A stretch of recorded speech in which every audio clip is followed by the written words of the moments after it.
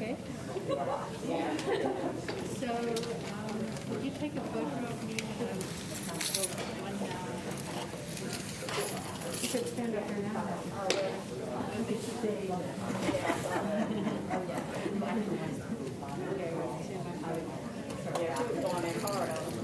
We should take a picture of you at the stage.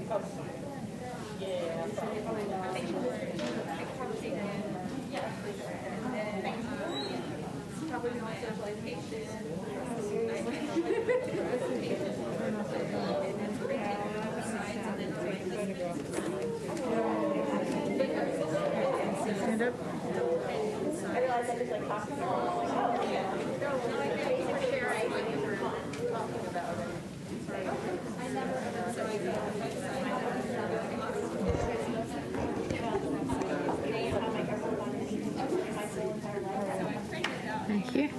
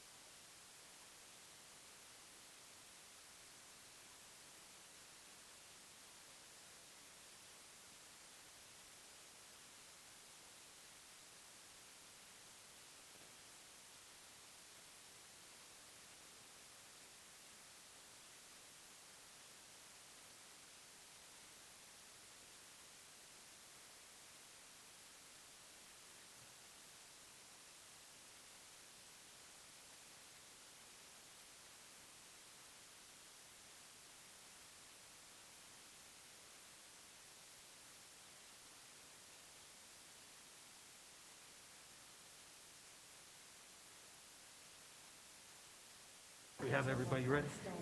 You good? Okay. Good evening, everyone. It is Tuesday, March 1st at 5:33 p.m., and we are calling this regular meeting of the Wake County Board of Education to order. I want to welcome those of you that are watching at home and those that are here in person to observe as the Board of Education conducts its official business. Face coverings are recommended but not required for those in attendance at this meeting. I want to take a moment to highlight Board Policy 2310, which states Wake County Board of Education meetings are conducted for the purpose of carrying on the official business of the school system. The public is cordially invited to attend board meetings and to observe the board as it conducts its official business. Persons who willfully interrupt, disrupt, or cause disturbances at an official meeting may be directed to leave by the presiding officer. Members of the audience should show respect for the speakers by refraining from loud comments or other disruptions. Disruptions by any person or persons of a public meeting will be subject to action in accordance with General Statute 143-318.17. We do have all board members present, as well as Superintendent Moore and our attorney, Mr. Blumberg. At this time, please join us in standing for the Pledge of Allegiance.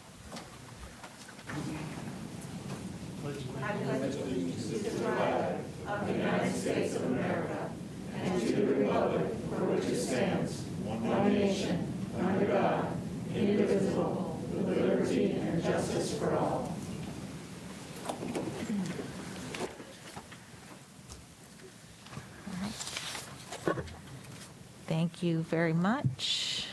We now turn this over to Superintendent Moore for her comments. Good evening, Board Chair, board members. Congratulations are in order to the 6 WCPSS schools that have received the Purple Star Award from the North Carolina Department of Public Instruction. This designation is given after an application process to schools that demonstrate a military-friendly practice and a commitment to military students and family. Our Purple Star Award recipients are Alston Ridge Elementary, Bug Magnet Elementary, Fuquay Varina Elementary, Willow Springs Elementary, Durant Road Middle, and Millbrook High School. Purple Star Award winners are required to have a staff member as a designated point of contact for military students and families, and to provide annual professional development addressing special considerations for military students and families. In addition, Purple Star schools provide resources for military families on their school websites, as well as a transition program to support inbound and outbound military students and families. I'm proud of these schools for supporting our military families. I thank them for their service to those who serve our nation. Look forward to additional schools joining the Purple Stars.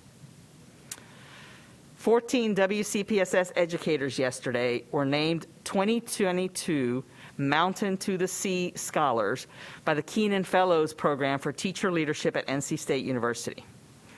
Scholars will participate in a series of site visits to allow them to learn firsthand from field experts on a variety of water conservation issues affecting North Carolina, from wetland restoration in the mountains to aquaculture on the coast. These interactive learning experiences will translate into relevant lessons they can share with their students and fellow educators.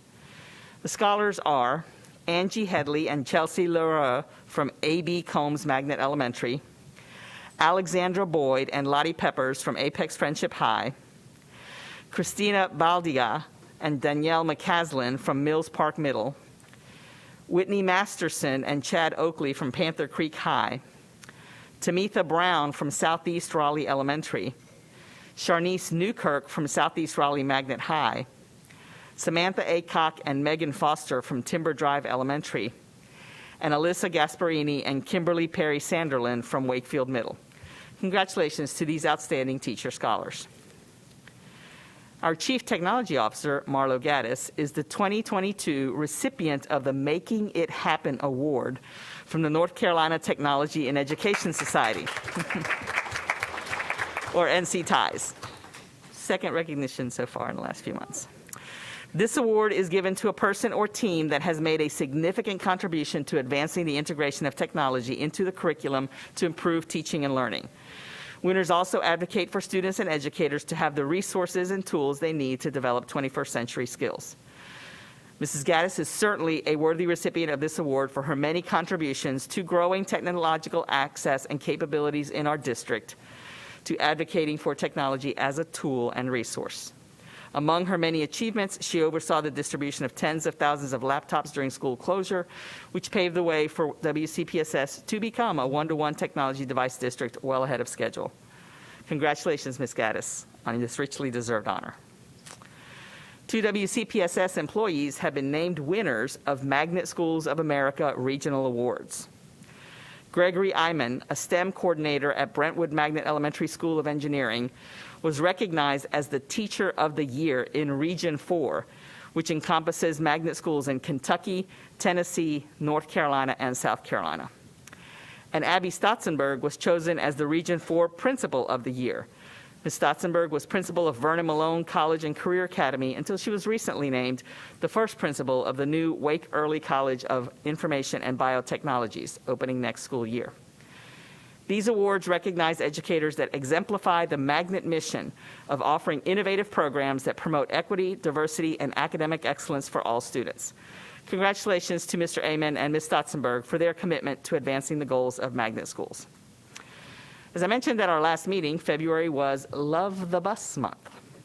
All across our district, there was an outpouring of love and appreciation for our transportation employees.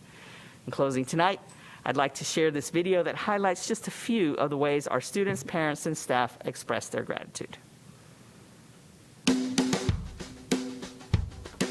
So the governor has declared this week School Bus Driver Appreciation Week.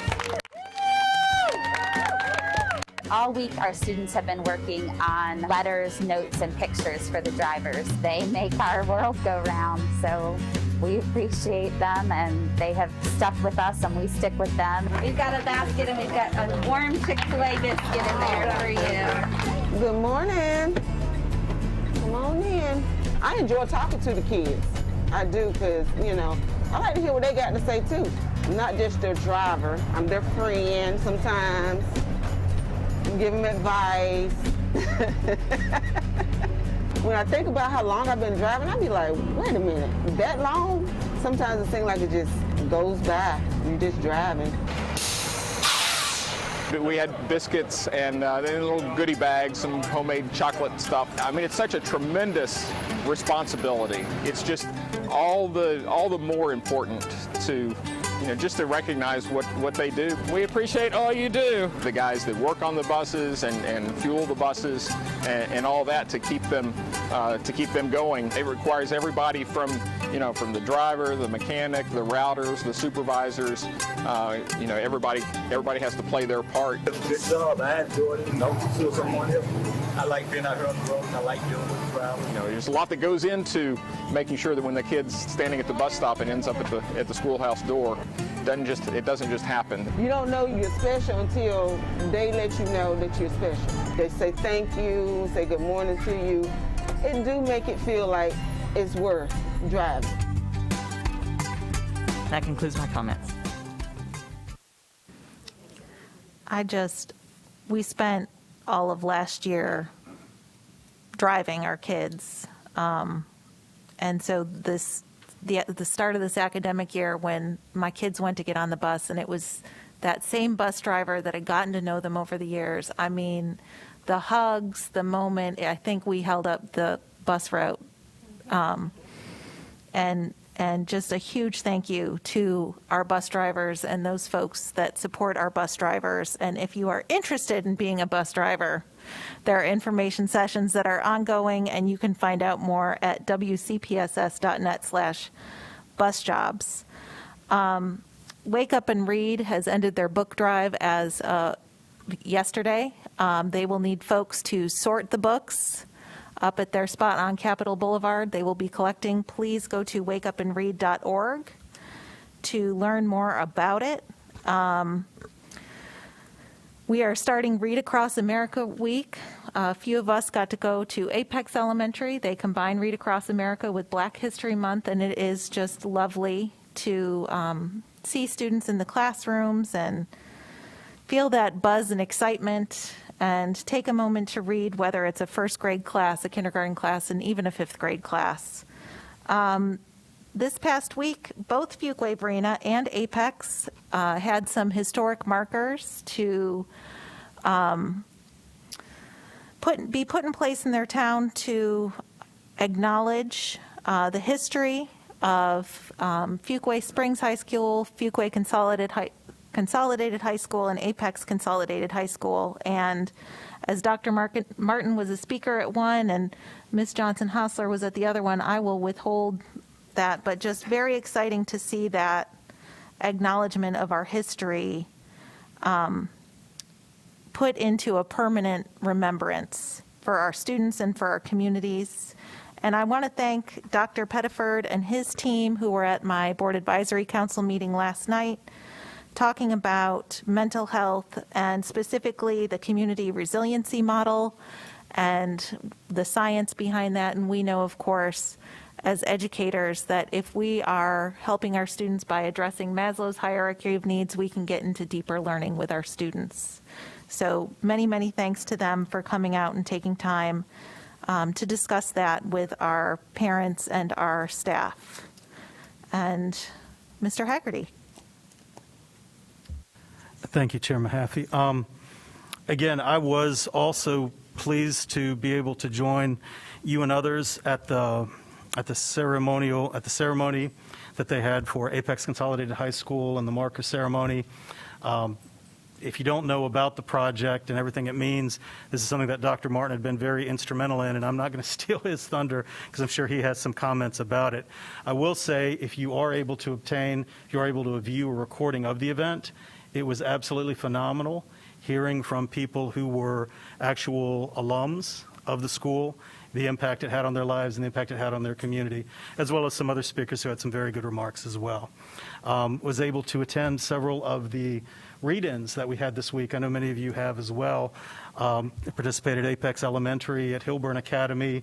Always love going on to the Hill, as they call it, and sharing time with those students. I don't have much more to say tonight, but I know that many of us have been glued either to our TVs or our telephones, trying to follow the news of what's been going on internationally. And I know that,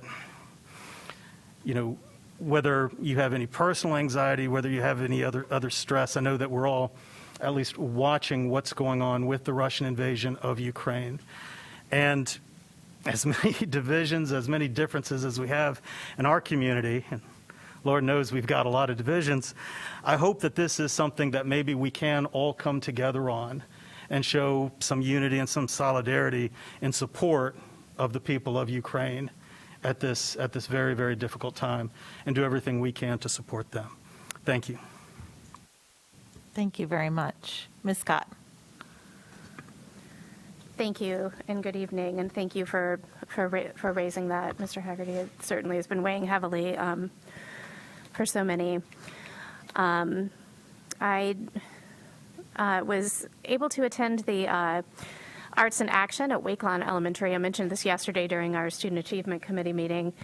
If you're not aware of Arts in Action, it is a program at some of our Title I schools for fourth grade students, where they have artists who come in to work with them. They participate in dancing and singing. Every student in the fourth grade participates, and so do their teachers. And it was just an amazing performance.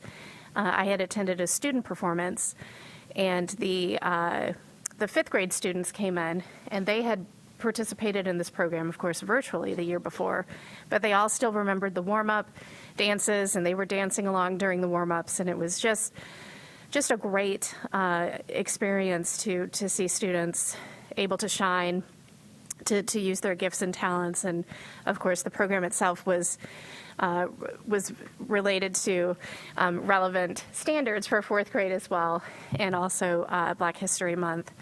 It was just it was a great performance, and I'm so thankful for the grants that allow United Arts Council to come and work with our students. And although I did not go to Apex Elementary School, I was able to participate virtually in a read-along in one of their classrooms. And we listened to a recording of Mufaro's Beautiful Daughters, which was just a great story. The author, oh my goodness, his name just left me.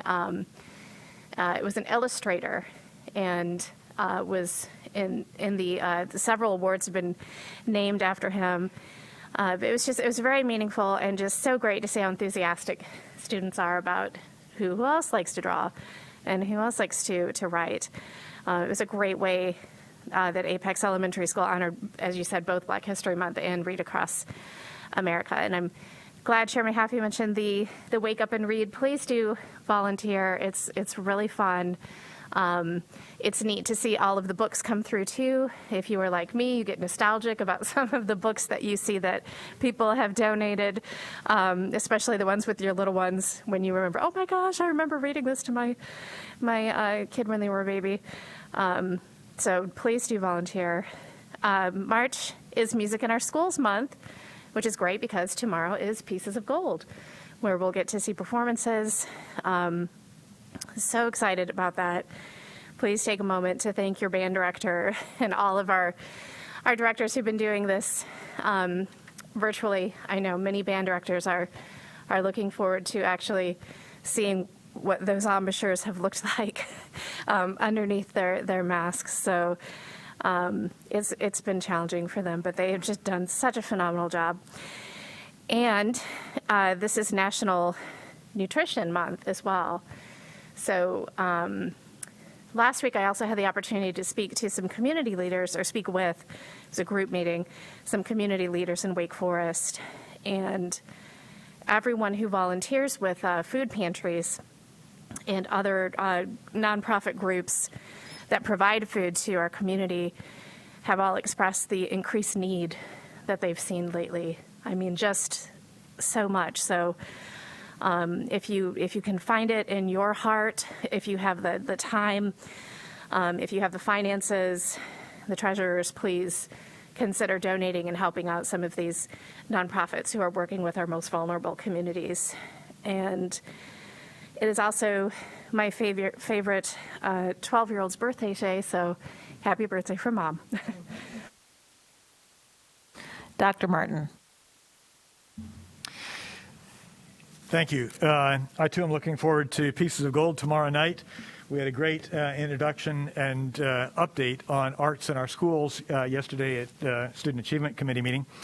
But I do want to call out the folks at Middle Creek High School under the direction of Meredith Garrett. Thank you for the invitation. The students put on Big Fish, which was a really neat musical. There's a lot of musicals going on. I encourage you to go out. I think that was a really good, interesting musical. I think the kids did a really great job of sort of capturing some of the complexities of growing up with parents who are, we parents aren't. Let's just say it's interesting to hear a lot of the discussion that parents know best when we actually see that being a parent is actually quite complex. It seems that parents know best except when it's their parents. Whole nother story. But the kids did a really good job of capturing the complexity. And that's what we want out of theater, is really to understand emotion and to be able to express it. And they did a great job. As a couple of my colleagues noted, it was really an honor to be part of the celebration honoring really unveiling of the historic marker for the Apex Elementary and Apex Consolidated High School. This was a Rosenwald school.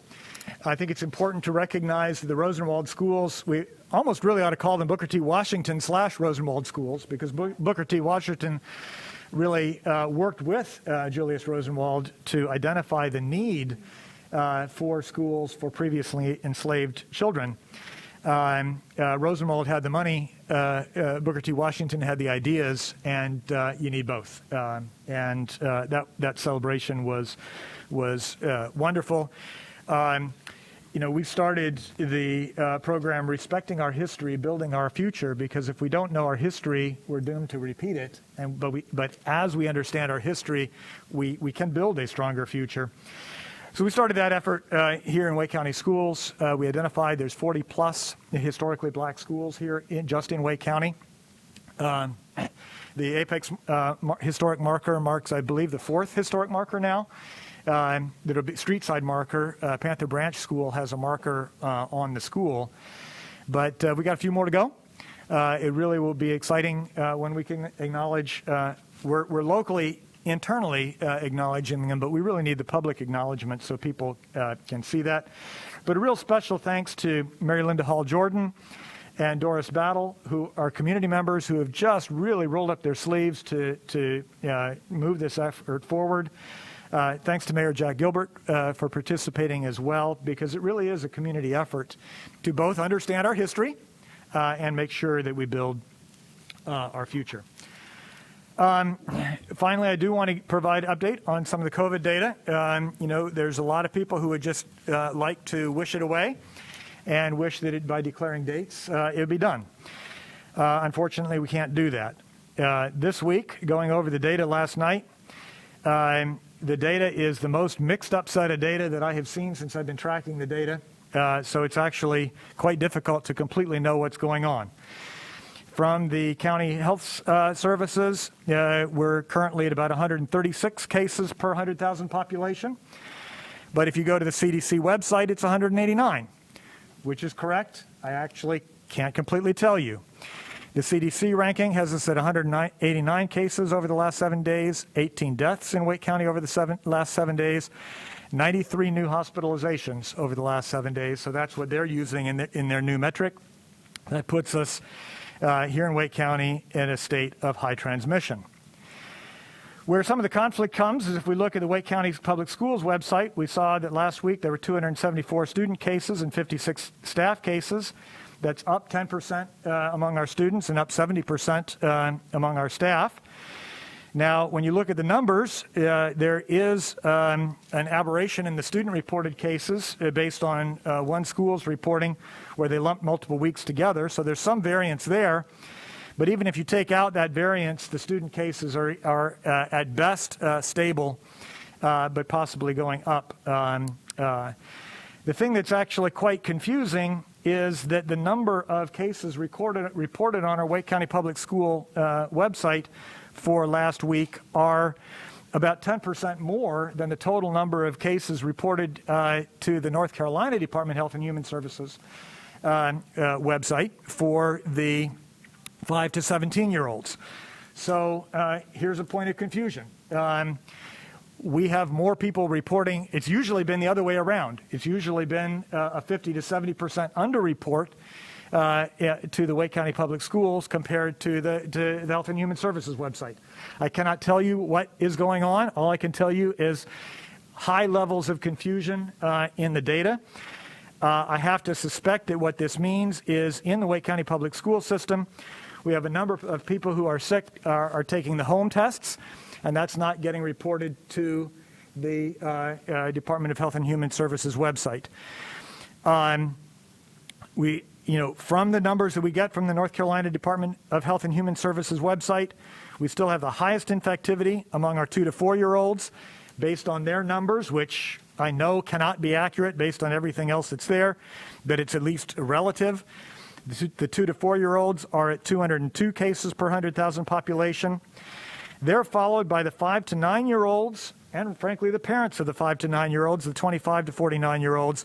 Both are pretty much tied at 160 cases per 100,000 population. So we're clearly not out of the woods if the numbers reported in our in the school system itself are any indication. We've hit a low and maybe going back up. That's not what we want to hear, but that is what's been happening around the world.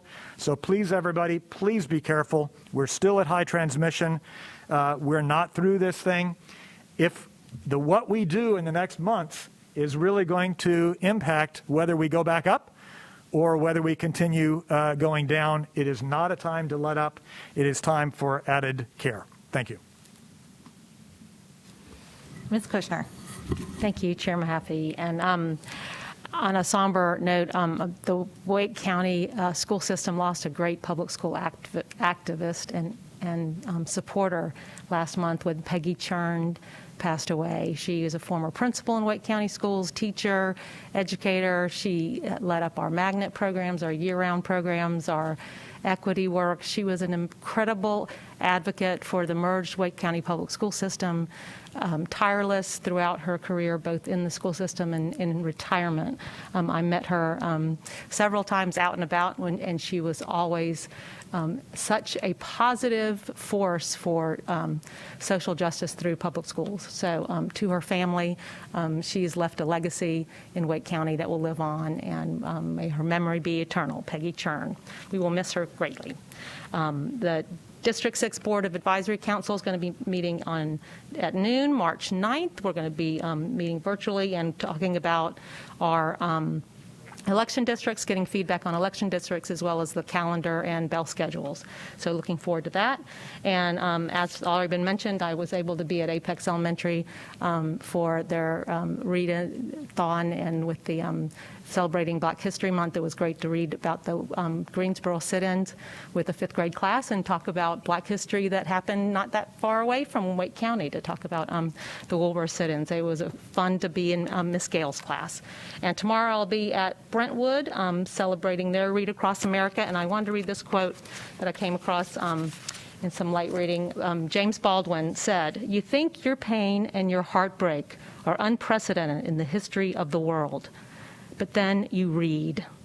It was books that taught me that the things that tormented me most were the very things that connected me with all the people who were alive, who had ever been alive.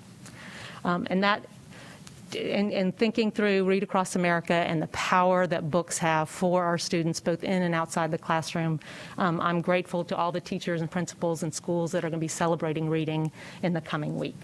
Thank you. Thank you, Ms. Kushner. Ms. Carter. Thank you. This month is also National Athletic Training Month, and I wanted to start by just thanking all of our athletic trainers who are just essential to our athletic programs. And on that note, I took a little road trip for the first time ever, visited Greensboro Coliseum. I've been to the Aquatic Center, but that was where the state championship was held for wrestling, and I was able to just go to one day out of 3.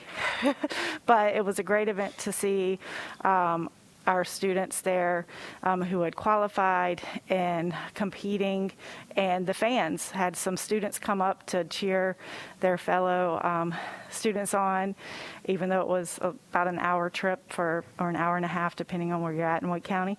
And I just want to thank all the volunteers who help the athletic programs, our families who support them, our coaches, and the referees. I know North Carolina High School Athletic Association is always pushing because they need referees, and I will push that a little bit too, because athletics means so much to so many of our students. And of course, congratulations to all of the qualifiers and those who ended up placing. We had quite a number of state placers. So, and as mentioned, the Apex Elementary Read-In, the 3rd annual African American Read-In. I enjoyed being in Ms. Bourne's 5th grade class. Great students. At the end, they didn't ask me my age, so that was awesome. Or the year I graduated from Broughton or Meredith, they kind of let that one go. But they, wanted more jokes, which I'm not that great at. So I offered at coming back and reading maybe a riddle book or a joke book, what have you. But I appreciate the opportunity and for reaching out to all of us for that. And as Ms. Scott's already mentioned, it's Music in Our Schools Month. And I just want to I know we got an update yesterday on fine arts, but just speak to not only music, but all of our fine arts, and just how much that means to so many of our students. And I appreciate all of the teachers who have put so much into that for our students to have a wide range of opportunities, and our families who support all these programs, and our community supporters that come and support as well. And I, too, attended the Middle Creek High School Big Fish performance Friday night, and it was great. The orchestra pit, it was great having the live music versus, it and over the speakers and the students. For me, it's all about seeing, you can just see when you're looking at some of the students leaving it, what I say, leaving it all on the stage. And it was just great because I just felt like so many of them did just that. It was just amazing. And just thank you to everyone who made that possible, and to those students who were involved, whether you're on the stage or in the orchestra pit. You did just fabulous job, and to their director, Mrs. Garrett, and for all those who came out and supported, because it was pretty packed when I was there Friday night, and I heard their numbers were pretty high on ticket sales, so that was wonderful. And to closing, my next Board Advisory Council meeting will be March 31st at 6 p.m. And I'm waiting to see if it will be virtual or in person at this time. I'm waiting to hear back, but thank you. Ms. Cash. Thank you, Chair Mahaffey, and I appreciate your recruitment for bus drivers. You're a champion, Always. a champion on that, so thank you. Mr. Haggerty, I appreciate you bringing up the national landscape as it is, and I don't think I can add anything to what you said, but I think, and I've been glued to the TV too, and very sad about what's happening, but it does put our lives into perspective. And it's always good to look across the globe and see how other people have so much to deal with. So I think you talked about that well, so thank you. Which brings me into, I was going to talk about the Purple Star Awards, but I'm glad you did a really good job, Superintendent Moore, of explaining that, and it leads us to a little bit from Ukraine, how we need to support our military families, all the families in the military, and have go through a lot. The servicemen do, but their families do as well, so I'm glad that we're very involved in Wake County with that. I did have my board advisory committee last evening at Northridge Elementary, and we were able to talk about some things. We had a well-attended back meeting, and we talked about the volunteerism in our schools, and wanted to be sure that my principals all understood, and were we all on the same page with that. And everybody said that they were getting quite a bit of volunteers in their school, and they were open to that, and they we're excited that that was open. So if anybody feels like they're not having an opportunity to volunteer as a parent in their schools, I think principals are pretty understanding that is what they are open to do. We also talked about the mask requirement. I talked a little bit about how, even though we said mask recommended but not required, that teachers, there had been lots of questions in my back meeting about what could students expect, and that the principal said that teachers would not be able to ask a student to put a mask on since it's not required, and so that they wanted to be sure. And we talked a lot about that in our back meeting, because the principals wanted to, the parents wanted to, and it was a very positive conversation, so I appreciated the fact that we could do that. Activate Good spoke and did a great presentation. Amber Smith did an amazing presentation. And we, again, spent a lot of time discussing our PTA involvement and Booster Club support, the things that our schools need, and which led a lot into the volunteerism that we wanted in our schools. So that was, we had really good conversation last night. I was very appreciative of the principals being very open, and I think we had, we were all on the same page. That was good. And I also want to say, and thank you for bringing that up, Ms. Kushner, Peggy Churn was a role model of mine. I thought she was immortal. So it's just to lose her. I mean, when I was on the board in the 90s, I got to work with her a lot, and she was in administration at that time, and she was always a happy person, smile, beautiful lady. And we will miss her. So again, I want to say that as well, that I'm going to miss Peggy Churn a lot. Thank you. And Ms. Johnson-Hustler. Thank you. I agree. Thank you, Superintendent Moore, for bringing up our Purple Heart schools. Much of my district borders Harnett County, so we have a lot of military families who actually live right at the Wake County border who attend our schools in Fuquay. So thank you for acknowledging the work, and, of course, inviting other schools to join in honoring our families, because when one serves in the family, the entire family is giving their service to this country. So thanks for the invitation for other schools to join that as well. I too felt the nostalgia. I wake up and read. However, it was my personal books that I literally was like, oh my God, I read this. But I also forgot how super allergic I am. So I literally, my eyes and nose was running the entire night to like the old book. But one thing I will add that I did not know, which I'm sure those of you who've gone to help sort, by the way, it was not fun for me. I'm OCD, so I kept asking all these questions, and he was like, we'll figure it out. It's okay. So with that said, I want to thank our librarians who are volunteering their time to actually resort what I sorted, because there were librarians there that night resorting what I sorted. We always give a lot of kudos to all of our folks. I love when we make the extension, especially in the I love our school bus, that we extend it to not just the people that we see that give to all of those professions, but acknowledging that there's so many people behind the scenes. So we often acknowledge our librarians, but I had not personally acknowledged them in the work that they're doing with Wake Up and Read. The last thing about Wake Up and Read, which you all know I love Partners Read, so we're still doing that. So please, please, please consider always signing up to be a Partners Read. You do have to commit to at least the first half of the year or the whole year to read with the same student.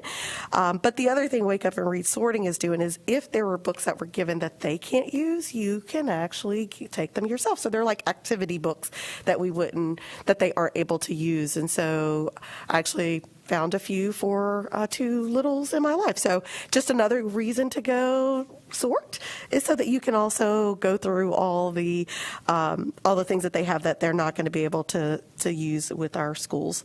And again, thank you all who participated in the book drive. Greatly appreciate that. Like our colleagues, thanks Apex Elementary for inviting us all to read. Every year I choose a book that I can connect with so that I can make the connection as a Black woman on our school board to our students. So this year I read Hidden Figures, which while they're not from North Carolina, most of them are from Virginia, and they're all members of my illustrious sorority, Alpha Kappa Alpha sorority. So I also got to talk to them about going to a historically Black college and what that means, and the way our Greek life continues throughout our entire life for public service. So I always love that. I missed you yesterday on the Hill, Mr. Haggerty. I was right after you. I have to say, I think the superintendent knows this. I have known our principal at Hillburn since before she actually graduated from undergrad. So I also know her mother. So I also got to read with Mama Thorpe as well. So it was a great day to be on the Hill because I had not seen her mother actually since before she retired from NC State. So it was a great day on the Hill as well. We talk about this and we know our substitute teachers are amazing, but I read in a class where there was a substitute. She had already taken the time before I got there at 9:30 a.m., so they had just only been in school less than an hour. And she already knew each kid's name and was calling. And I, as someone with a difficult name, when somebody acknowledges and works hard to actually call you by your name, you feel seen and heard in a very different way. I think I was almost in tears, like watching her literally help me call on the kids as they were asking me questions. And so a lot of people don't understand the importance of actually being acknowledged by your name. And she took the time to make sure I could had the pronunciation of the kids' names that we were calling on. So I absolutely want to thank all of our substitutes for the hard work that they're putting into a classroom that's not their own, but they're doing their best to make it their own and make those students feel just as important.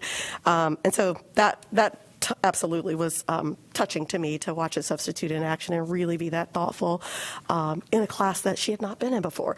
So that meant a lot to me, and again, just reminded me to thank our substitutes for the amazing work they're doing every day.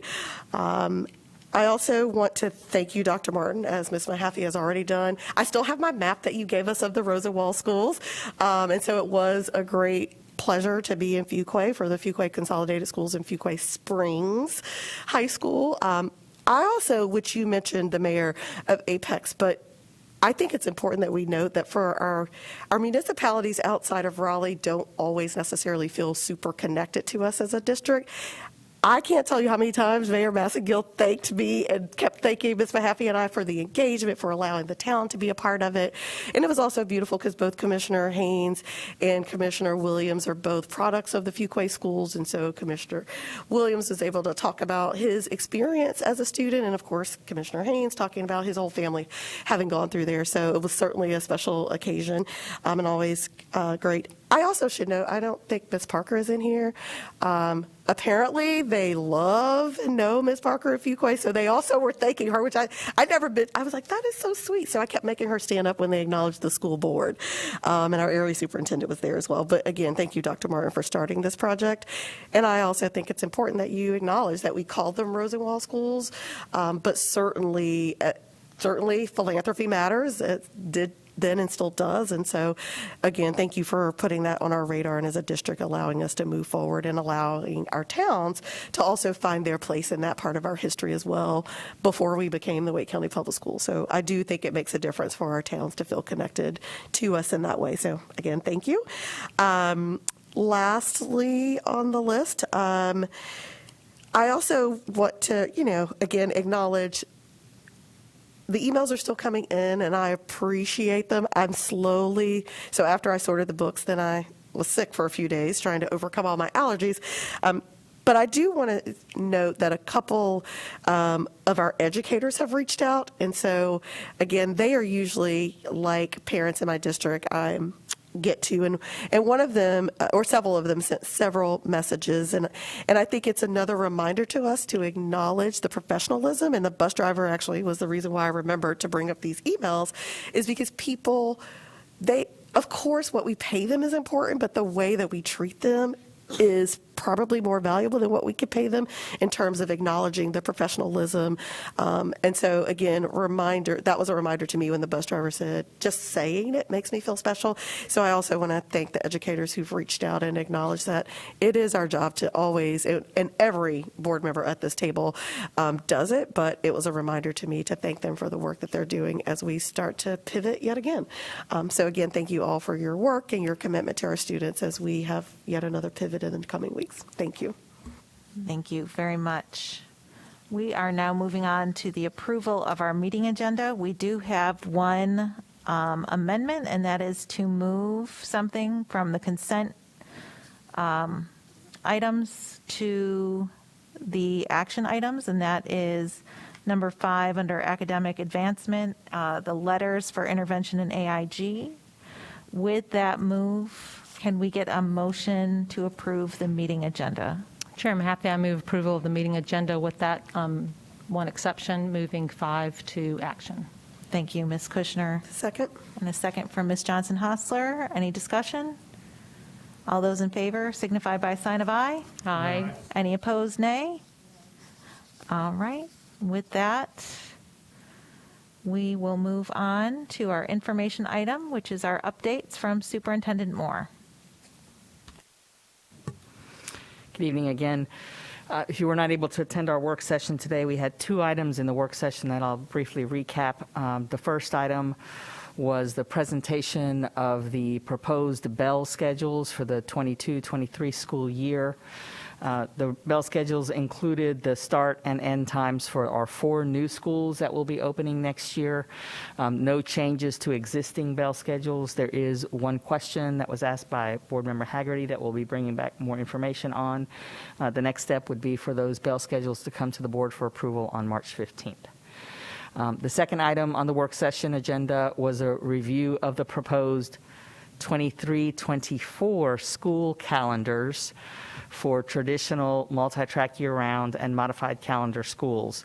As I told the board at the work session, this is actually the normal timing for when we bring calendars. We've been bringing them late the last couple of years due to the impact and changes of the law and the pandemic and so forth, but this is 23-24, and it is traditional multi-track year-round and modified calendars. So those are available for folks to view and provide comment on. We will be bringing those back to the board for approval as well.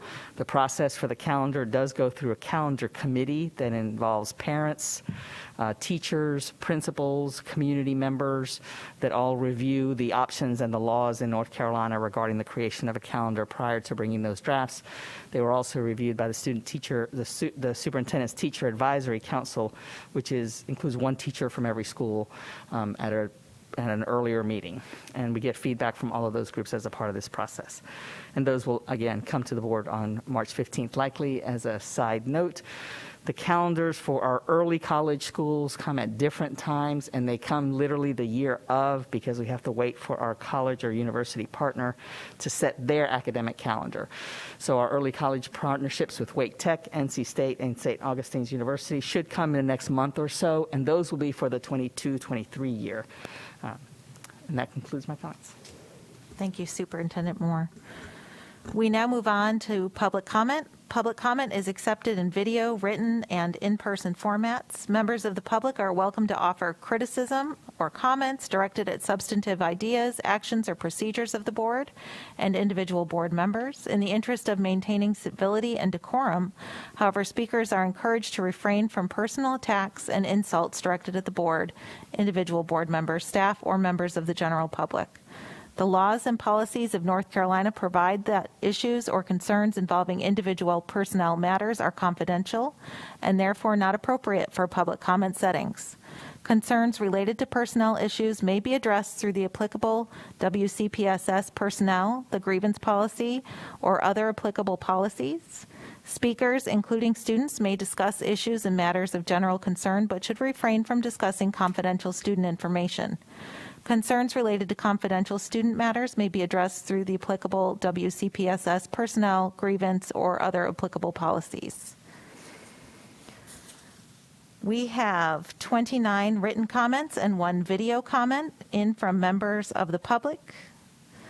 We have 15 supporting or opposing COVID preventative measures, including mask requirements, 3 comments on books, and 11 other comments, going from occupational course of study, support CCK, policy on in-school appointments, athletic boosters, timber drive, in response to board member comments, thank you, address scammers, criminal background checks, community recommendations for District 4, and busing for special needs students.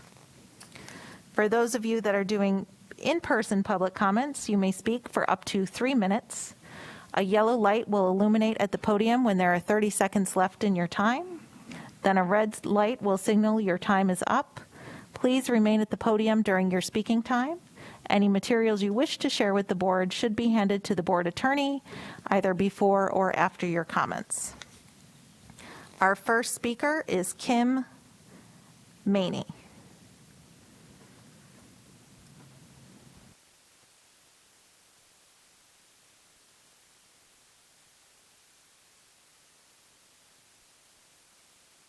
Well, so I don't know if you guys have ever seen one of these before. This is a dog whistle, and I don't know if you know what one sounds like, but for the members of this board and for the parents of Wake County, dog whistles sound like anti-mask mandates. They sound like anti-vaccine mandates. They sound like anti-equity. They sound like anti-LGBTQ initiatives. They sound like CRT. They sound like parental choice. All are meant to distract this body and Wake County parents from our mission from its mission to provide quality, free education to our students and fully support the teachers, administrators, and staff who provide the heavy lifting to meet this goal. The last time we focused our attention on dog whistles, this county lost its accreditation. I thank the members of this board who stay focused on meeting our mission for students. I may not blow up your email or your voicemail, but I am here, and you have my support, and you have the support of many parents who are like me. I call upon all Wake County parents to ignore those dog whistles and stay focused on our mission for our children and their education, and support this board, our teachers, and our schools. Thank you so much for your time. I appreciate it. Thank you. Our next speaker is Susan Book.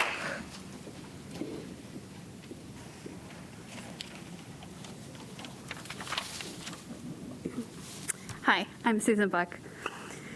In my experience, sometimes Wake County Schools has not made decisions that always reflect inclusion. And I was very personally saddened to add the mask decision to that as well.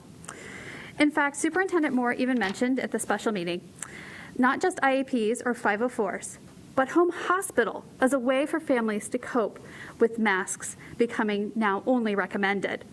Our overburdened, underfunded special education programs were never meant to deal with being a mitigation effort for a global pandemic. In addition, home hospital is not only a last resort, but a life-altering event for many families. It is not a full school day, but a few hours of instruction of one-on-one. And even before the pandemic, we had trouble staffing. Home hospital is not a way to deal with a pandemic, nor was it designed to be. My own child's IEP is filled with accommodations. In the spirit of inclusion, how many of these accommodations would benefit his school and all children as a whole? We have provisions written in because so many policies vary principal by principal. Bathroom policies, hallways, foods allowed or not allowed. From fidgets to seating, are we thinking of inclusion? Why not think inclusion from the very start? Why not look at things parents are putting in their IEPs and ask if it's beneficial to all? Policies that benefit disability students might actually just be good policy. If Wake County Schools is willing to have this conversation and more about disability issues, please don't put us into a third-party discussion. I quite frankly don't want a focus group with Family Resource Center or Alliance Health again.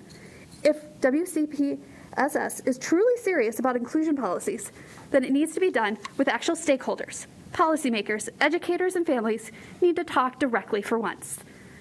Finally, inclusion isn't just a disability concept. It is a concept that affects behavior, discipline, and mental health.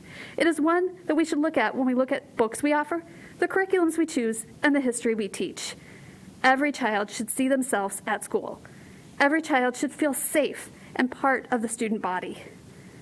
Finally, inclusion is a concept that we need to cling to as we write budgets going forward. The principles of the Leandro Cate are those of equity and inclusion, and you all voted for that resolution. Use the concepts of equity and inclusion as your guiding principles for the budget and for your policies. Thank you. Thank you. Our next speaker is Wing Ning.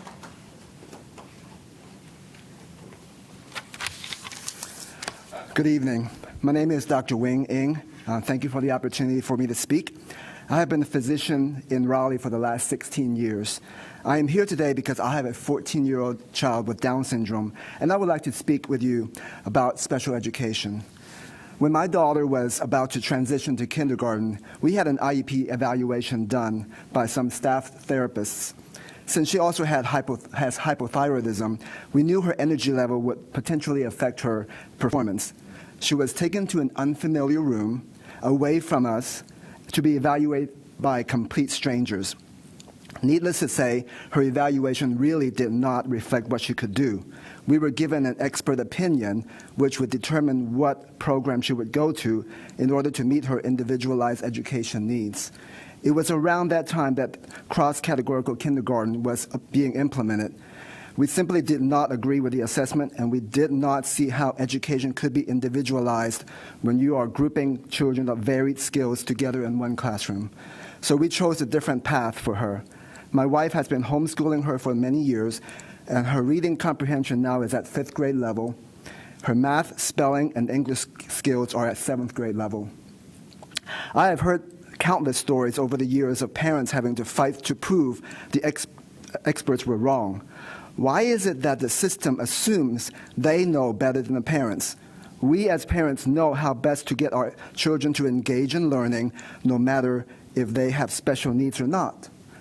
I think that parents ought to have the greater role at the outset in the whole IEP process, and there should be continued partnership between parents and teachers on how to get the children to learn. Since the onset of COVID, parents are even more absent from what goes on in the classroom.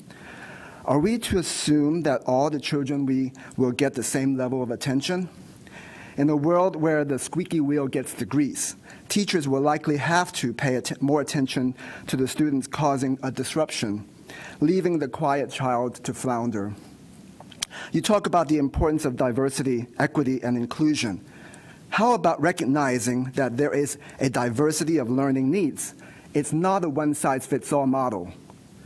How about making sure that everyone has equal access to tools to help them succeed? If schools can provide adequate tutoring support, I believe our kids can do more than you think. You talk about inclusion. How about giving our children more opportunities to be included in regular classrooms, especially for those kids who would most benefit from them? Please do not think it is an act of compassion to put our children in a self-contained classroom. When you put our kids away, the other children of the school are missing out on a valuable life lesson on accepting physical differences and seeing the person inside. I know all these proposals cost money, so perhaps it is time to rethink your spending priorities. Let's steer our money away from agendas that divide us by our physical differences and focus on teaching children all abilities. Our Thank next you. speaker is Adina Safta.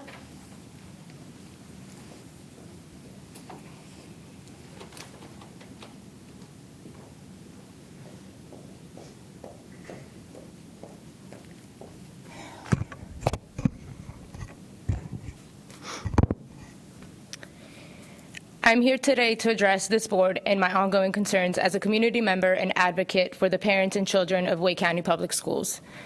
Last time I shared with you all how I was born in a communist country and was raised in a post-communist society. I want to share a quick story from my childhood when I arrived here and what it was like attending school for the first time. I was in 4th grade, I didn't speak English, didn't know anybody, and I was terrified of the unknown, scared that I would never make friends, and embarrassed that I didn't speak English. When I think about the atmosphere that you forced our children into for the past 2 years, I can't help but think what my experience would have been like today. I can imagine how those kids are navigating every single day today. As you continue to choose money and power over empathy, care, and passion for helping the children and ensuring that they have the opportunity to learn in an environment that promotes America, freedom, and liberty. As a little girl, I watched my parents sacrifice everything that we had in a country that we knew, and how easily it was for them to leave it all behind and start over with 2 little girls, 2 suitcases, and the guarantee of the freedom that this country would provide. It was all worth it. I can't imagine coming here from a third world country only to find out that kids are learning critical race theory versus Constitution restoration training. I repeat, CRT, Constitution restoration training. In our U.S. Constitution, it states the following: celebrating the Constitution. To commemorate the September 17, 1787 signing of the Constitution of the United States, Congress has signed September 17th of each year as Constitution Day and September 17th through 23rd as Constitution Week. In 2004, Public Law 108-447, Section 111, was passed requiring the following: each educational institution that receives federal funds for a fiscal year shall hold an educational program on the United States Constitution on September 17th of such year for the students served by the educational institution. With that, I want to ask you all, and you don't have to answer today, but I welcome an email back. Can you acknowledge that every school that is a part of the Wake County Public Schools is enforcing this requirement, since you in fact receive federal funds? I will end with this. A primary object, the United States Constitution, should be the education of our youth in the science of government. In a republic, what species of knowledge can be equally important? And what duty more pressing than communicating it to those who are the future guardians of liberty, of the liberty of the country? George Washington. Thank you, Ms. Safta. Our next speaker is Kristen Beller. You're welcome.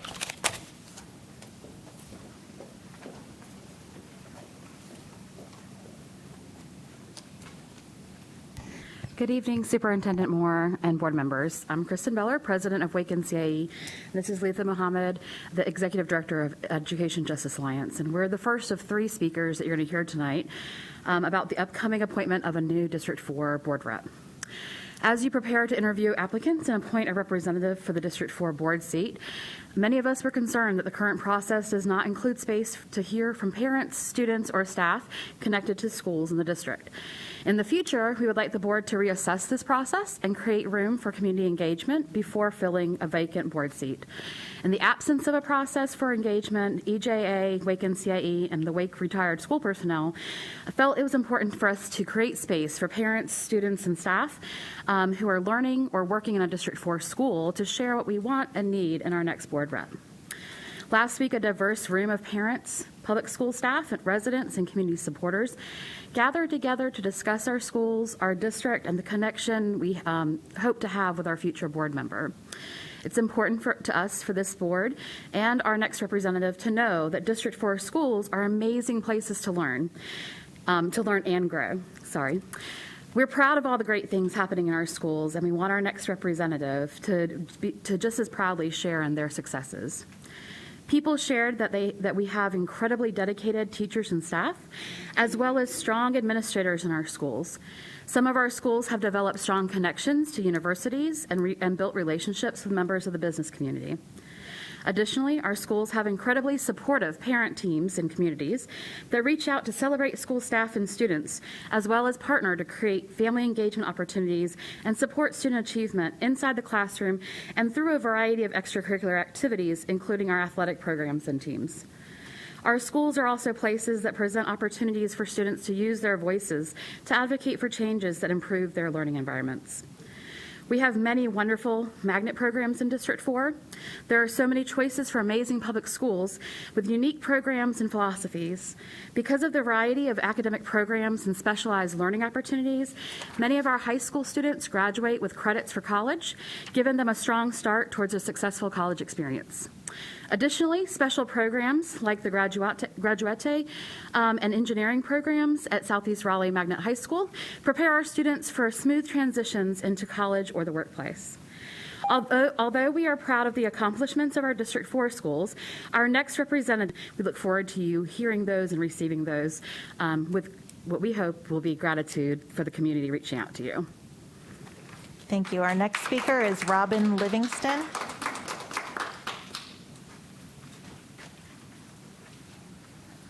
Good evening.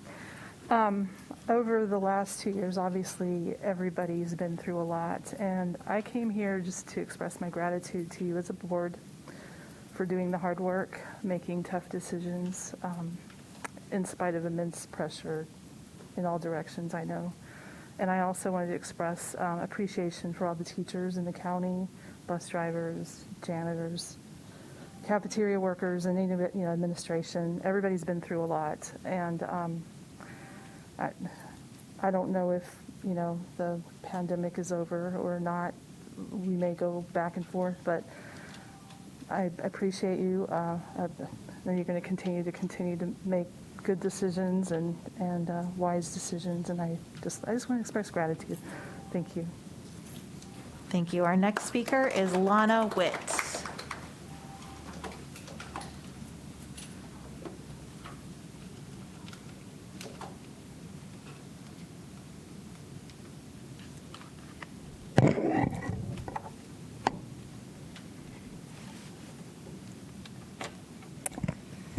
Good evening, Board of Education. Thank you for taking time for public comment again. I just want to take a moment and acknowledge that you've officially lifted the mask mandate as of March 7th. It's only taken us about a year to get that accomplished, and I do thank you, although I want you to understand that as a board, the power has always resided with you. I think that across our state, there is an illusion that the governor gets to dictate the authority of the local body of a school board. Specifically, he originally asked us for 14 days to flatten the curve. That's now turned in to almost 2 years, which is 730 days as of March 14th. ABC Science Collaborative has been an authoritative entity that you've allowed to dictate to students and parents whether or not their faces are covered. Specifically, ABC Science Collaborative embarked on a study that has been hidden from the public and has been embargoed until April 1st, ironically, of 2022, that proved and showed that the transmission between students to adults is non-existent. 11 school districts participated in that study, funded by the NIH, and I acknowledged this months ago at the end of August and early September in emails to all of you, as well as in public comment. As we move forward to lift the mask mandates and restore freedom for our children and give consent to parents, I continue to ask you, is this the type of school system that you want? Do you want a governor dictating public education at the local level? Is that what you were elected to do, to listen to the governor? Or were you elected to listen to the parents that live in your neighborhoods and in your community? I encourage you tonight to do what many school boards across North Carolina, over 70 of them to be exact, have already done, and enact the power that you already have entrusted to you to lift the mask mandate and make it optional. Give the authority back to the students, the parents, and the children in our communities. Our next speaker is Crystal Behrend.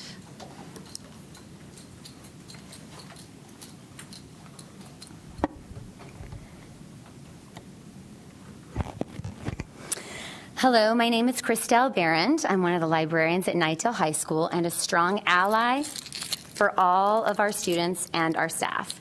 Before I begin, I would like to give a shout out to the TGIF team at Nightdale High School, Jennifer, Jeff, Brian, Jessica, Laura, and Alicia. We are so excited to have earned the Learning Innovation Award for our professional learning model from NC TIES. Your librarians, your staff, and your students that you're going to hear tonight, we're doing good things in Wake County, and you should be proud. Last night, I had the pleasure to attend a session with authors and student activists who are passionate about their First Amendment rights. The students in Pennsylvania tried to make their voices heard, but were forced to turn to protesting to overturn a decision by Central York's Board of Education to pull an entire diversity list of books, an action they did without the support of policy. It's not surprising that this list of books that spoke to the authentic experiences of BIPOC and members of the LGBTQ+ community. They pulled them with the intent of reviewing them as a board, even though there were 4 pages worth of resources that were curated by their own professionals. Needless to say, they didn't have time to do this. It got swept under the rug, and I would say that their board overstepped their bounds and their expertise.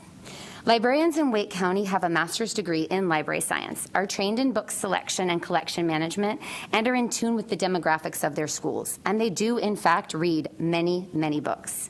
These library professionals follow Board Policy 3200D in choosing materials, researching, reading reviews, and working to ensure that their collection fulfills their collection management plan and that all students feel represented. We don't avoid adding books to our collections because they are uncomfortable. Race relations in Texas in the 1930s were uncomfortable, out of darkness. Being brown in America is uncomfortable, Lawn Boy. Identifying as non-binary in a binary culture is uncomfortable, genderqueer. War, abuse, suicide, police brutality, and violence, these are all headlines, and they are all uncomfortable. Banning books doesn't change that. When we leave our comfort zones in the safety of a book, we grow, and so do our students.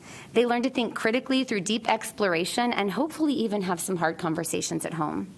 This trend of censorship that's sweeping our nation stems from fear, and while it doesn't hurt book sales, it does hurt the people reflected in those books, our students, by making them feel like there is something shameful about their identity. We hurt LGBTQ+ students when we don't stand up for their rights. We hurt our BIPOC students when we try to erase the racism that exists. We hurt all our students by denying them stories that might give them a greater understanding of someone different than them. Books are meant to be windows and mirrors into reality, even when reality is uncomfortable. I ask the board to continue to respect the process in Policy 3210. Listen to your student voices. Support the decisions made at the school level by your trained professionals and committee. Thank you. Thank you. Our next speaker is Julie Page.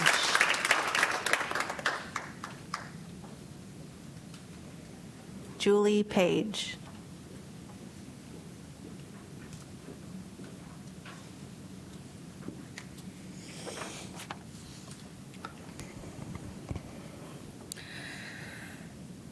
Arrogant, incompetent, disingenuous, superior, discriminatory, apathetic. These are just a few words that come to mind when I think of this board. Follow the science, you say. Which science? Actual science or political science? Actual science is never stagnant. It is ever changing based on new hypotheses, theories, and research. Actual science, otherwise known as real science, is how we learn and grow as a society. Actual science is not capable of addressing equality, freedom, compliance, and quality of life. Political science, also known as populist science, is nothing more than virtue signaling at its finest. Suppress objections, questions, and expertise. Drive away public discussion. The only correct way is the approved narrative. If you do not comply, you are labeled as uncaring and hateful. You are then canceled, censored, outcast in society. You lose your freedom and your liberty, not a small price to pay. Our kids have to mask on the bus for school, but not for activities. Our kids have to mask in the gym, but not during a game. Our kids have to mask in class, but not in this meeting. Our kids have to mask at school, but not for any other activity in their lives. Make it make sense. The discrimination and hypocrisy is both astounding, and abhorrent. Do you remember when we said that cloth masks do little to prevent transmission? Do you remember when we said that we would have to learn to live with COVID? Do you remember when we said our kids are suffering? Do you remember when we begged and pleaded to give choice back to parents? Of course you do. What changed? The actual science didn't. The political science did. Entities pushing the accepted narrative are changing their positions. Why? Polls, numbers. The majority in this country, we the parents, are not happy. The awakening is here. The fallout from your actions will begin soon as thousands upon thousands of Wake County voters begin casting ballots. They will remember your transgressions, your arrogance, and your condescension. Your reign will end peacefully. Be prepared for whatever it is you're going to do next, because it will not be holding elected office in Wake County. Moms for Liberty is coming for the people's seats that you've abused. When you don't listen, you no longer deserve to hold office. 250 days to parental rights. 250 days to freedom and liberty. 250 days to living in reality. Let the countdown begin. Thank you. Our next speaker is Diane Chandler.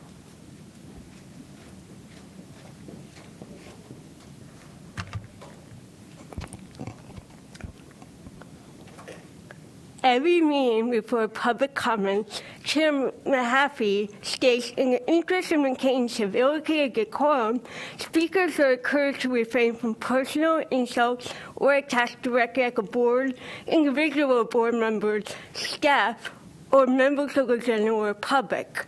Apparently, that guidance doesn't apply to the board itself. Ms. Scott, quote, "Without throwing out snarky memes, there's work to be done." Definitely ironic, considering the snarky and derogatory meme that Ms. Scott herself and Dr. Martin liked. Last week, Ms. Kushner called our concerns, quote, "a display of whimpering." Last week, Ms. Kushner and Ms. Scott referenced an example of adults screaming at children wearing masks. What is this example? If you're going to use one example to characterize an entire group of people, you better be specific. Dr. Martin called our real concerns about masks complaining, called us fragile because we recognize that our kids are suffering because of these policies.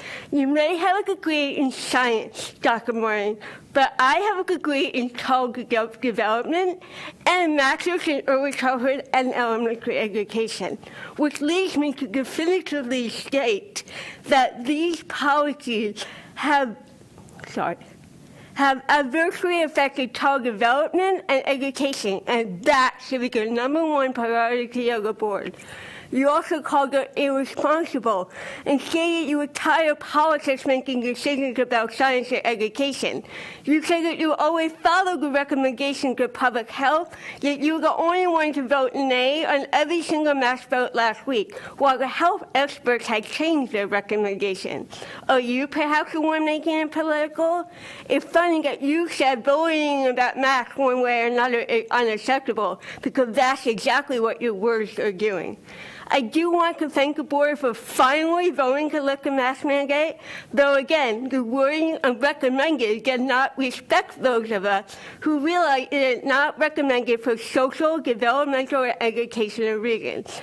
I do also appreciate that healthy children will no longer be forced to miss educational days due to quarantine. However, I am here to request that the county guidelines concerning sickness go back to regular policies.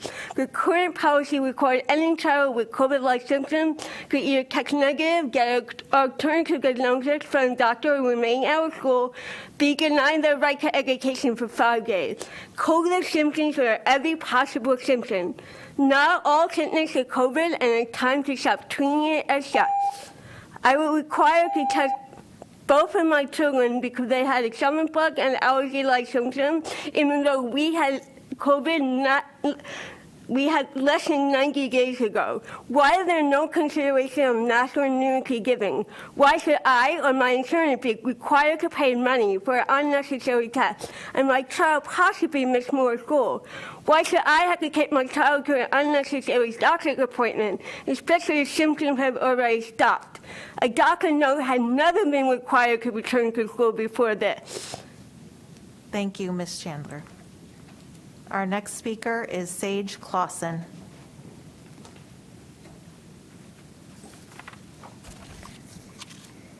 Good evening. My name is Sage Clausen, and I'm a senior at Cary High School.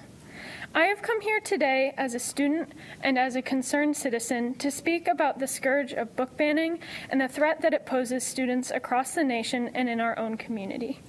I am upset and disheartened that Wake County has been dragged into the national culture war surrounding education and what is being taught in our schools. The talking points of intolerant people seeking political power have sought to turn our school system into a pawn for their gain, and with that, they seek to forcibly impose their values on all Wake County students. The books Out of Darkness, All Boys Aren't Blue, and Lawn Boy have all been challenged by a parent of a student at my school, and I am frustrated that as a mature teenager, there are adults who seek to limit my choice of literature and who believe that I am unable to make a decision about what I can read. Those who advocate for banning the aforementioned books do so under the pretext of the responsibility to safeguard and protect children from books that might steal their innocence. However, you don't have to look very hard to see that there are common threads between books being challenged across the country and in Wake County. We need to call actions to ban these books what they are: blatant discrimination and the erasure of lived experiences. These books feature people of color and individuals in the LGBTQ community, and challenges against them invalidate the identities and struggles of individuals who are finally able to see themselves represented in literature today. On top of that, it prevents students from outside these groups from learning how to be empathetic towards people from different backgrounds. In my personal experience, some of the most productive and meaningful conversations I have had have been in English class about books that include characters whose lives are much different than my own. The beauty of reading is that through the bond the reader forms with the characters, they are offered a window into other people's lives. Reading books that challenge your thinking allows you to find the shared humanity that connects people of different identities and backgrounds and fosters the growth of empathy. And goodness knows we need more of that. We live in a nation that is more polarized than ever before, and connecting people of different walks of life is our only hope towards finding unity. At the end of the day, my peers and I know our limits. If I don't want to read a certain book, I don't read it. If parents don't want their kids to read a certain book, that is a conversation they need to have with them. I can make choices about what topics I can handle when I go to the library. My teachers should not have to live in fear that their classroom libraries will come under fire from individuals who want to force their personal beliefs upon thousands of Wake County students. My peers should have the freedom to find books that support them in their education and personal growth. I urge the school board and Wake County families to stand up against and reject attempts to ban books in our schools. Thank you. Thank you. Our next speaker is Amanda Lunn.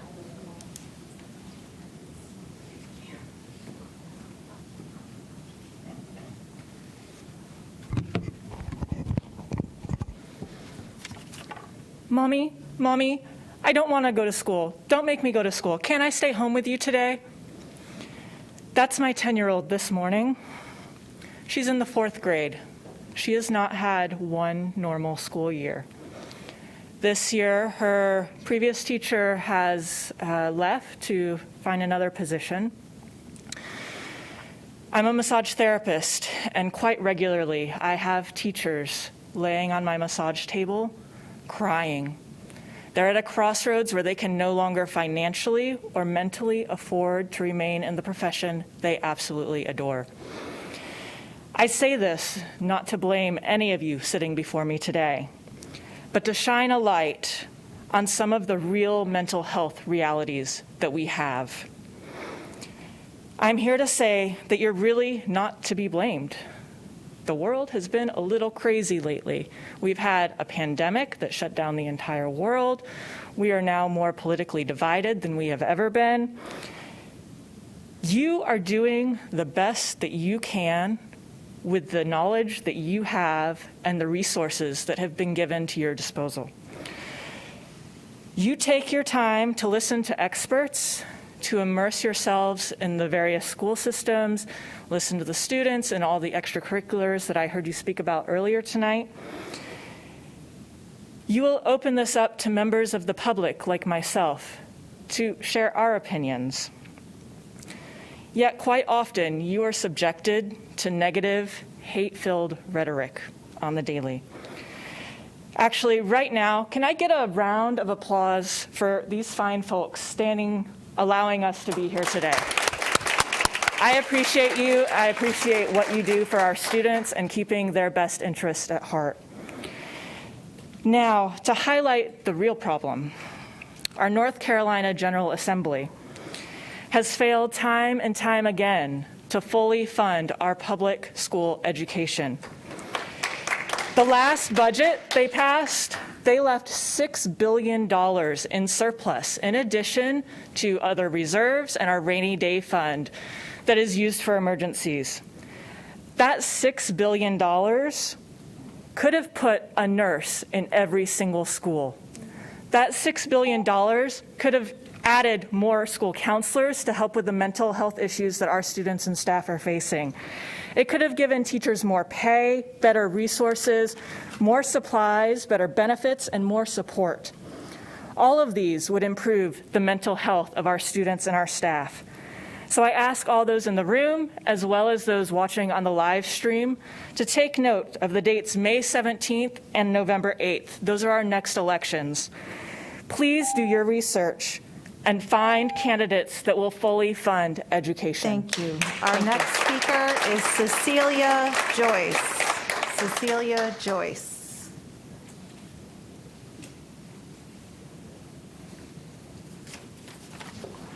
Good evening, Board. I'm Cecilia Joyce, a proud parent of an Enlow Eagle senior, and I'm going to like to continue to speak about the community expectations for a District 4 school board member.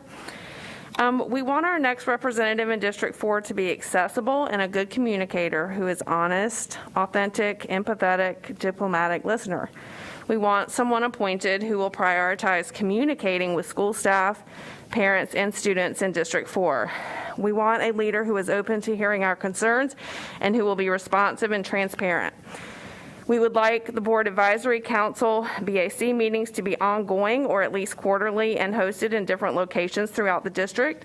We also want all communication and meetings to be in English and Spanish to ensure language access. Our next representative should be prepared to intentionally reach out to parents and engage with other organizations and leaders in our community. In addition to the quarterly BACs, we want someone who welcomes creative ways to nurture parent-school relationships and engages parents and community members on issues before they come to a vote. We also have many community centers throughout our district that could be used to host gatherings off campus to broaden the potential for parent engagement while strengthening community partnerships.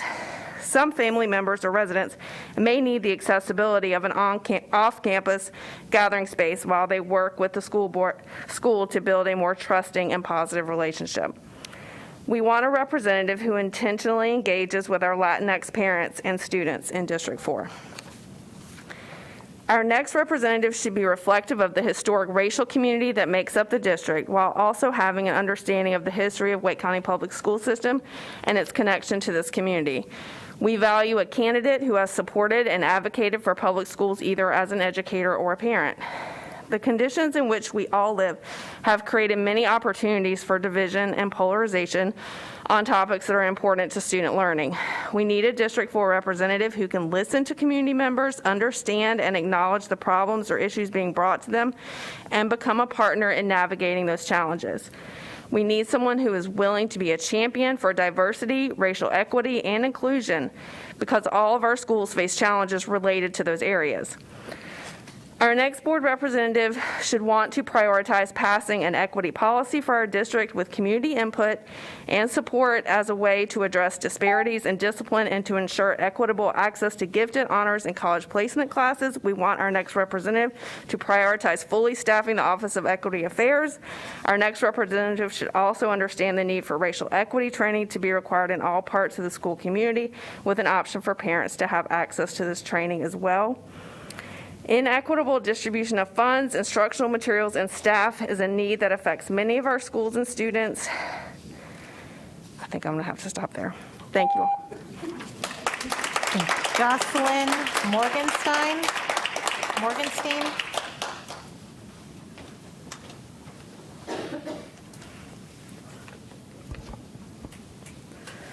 Why would I care what books are banned in schools, or what I can and cannot read? Why does it even matter? One word: empathy. Defined by Merriam-Webster, empathy is the action of understanding, being aware of, being sensitive to, and vicariously experiencing the feelings, thoughts, and experiences of another. In other words, it's putting yourself in someone else's shoes. According to the Cultural Research Center, 40% of Generation Z, my generation, identifies as a part of the LGBTQ community. 40%. I myself do not identify with the community, as I am a 16-year-old cisgender, straight, white girl, fresh out of Cary, North Carolina. It wasn't until I started researching this topic that my eyes were opened for the first time about why this matters. I have always connected with the characters I read about in books. Whether it be by skin color, sexual orientation, or experiences, I have always felt a sort of connection between myself and the characters I read about. This is where the idea of empathy comes into play. Even if I feel a connection to characters, it doesn't mean others do too. Everyone has a different life with different things they can relate to. Why shouldn't we allow everybody to see themselves represented in a way that is realistic and lifelike? I'm not thinking about myself. I'm thinking about Marcus, the black transgender boy who feels alone in explaining the pain inflicted onto him every single day when he has to explain to people why he does not want to be addressed by his dead name. I'm thinking about Ella, whose strict parents would kick her out of the house if they found out she was a lesbian, yet they're blind to the fact she suffers with extreme anxiety and depression from this feeling of isolation. I'm thinking about Valentina, an only child, who feels a heavy burden from her parents to have kids, although she wants none. I'm thinking about Lee, who doesn't seem to understand why everyone turns and looks at him when the class is discussing the Japanese internment camps of 1942, even though he's Korean.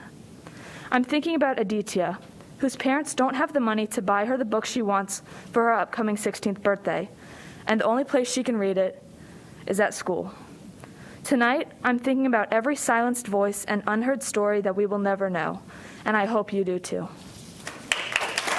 Thank you. Our next speaker is Emerson Phillips.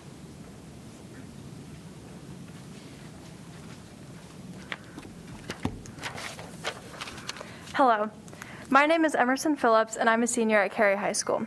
I'm here tonight to speak on the issue of banning books in our school libraries, as I know you've already heard a couple of my peers talk about as well. In the recent weeks and months, there have been a handful of challenges to books in our Wake County school libraries, such as All Boys Aren't Blue, Lawn Boy, Genderqueer, and Out of Darkness.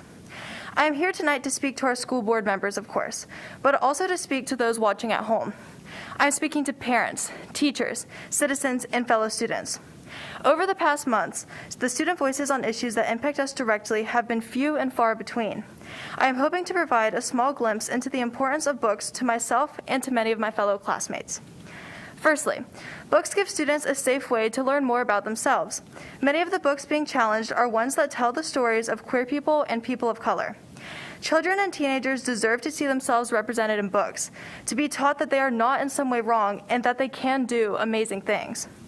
When we see characters and people like us in literature, it shows us that we are not alone in our identity and that it is okay to be different, whether it be our sexuality, race, family situation, or something else. While some teenagers may find themselves represented in books like Harry Potter or The Hunger Games, others find themselves represented in books such as Out of Darkness or Lawn Boy. All are equally important to keep in libraries. When we are restricted on what we are able to read in schools, we are being fed the narrative that books primarily about straight and white people are what is accepted by society. Banning books also robs students from learning about others who are not similar to them. Reading books written by authors of different races, sexualities, and upbringings exposes students to new perspectives of social issues and the world as a whole. Reading about different perspectives creates broad-minded individuals and cultivates empathy as well as understanding in today's children and teenagers. Our generation will be the future, and I hope that as a whole, we will be open-minded towards people different from ourselves. Keeping books that tell unique and often less told stories on the shelves in schools is the first step towards this goal.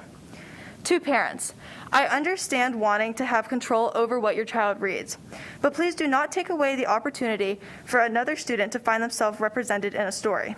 To the school board, please do not take the decision of banning books from school shelves lightly. Those books may impact our students in ways unimaginable. I hope tonight I have helped you understand even a sliver of the importance of keeping books on our school shelves. Though some stories may be controversial, they can make the difference in the life of a student who needs it. To quote George M. Johnson from his memoir, All Boys Aren't Blue, "There is truly something to be said about the fact that sometimes you can't see yourself if you can't see other people like you, existing, thriving, working." We deserve to see ourselves represented in books. We deserve to read and to learn about those different from us. Banning and challenging books in our schools is a threat to a more open-minded society. Thank you. Thank you. Our next speaker is Steve Bergstrom.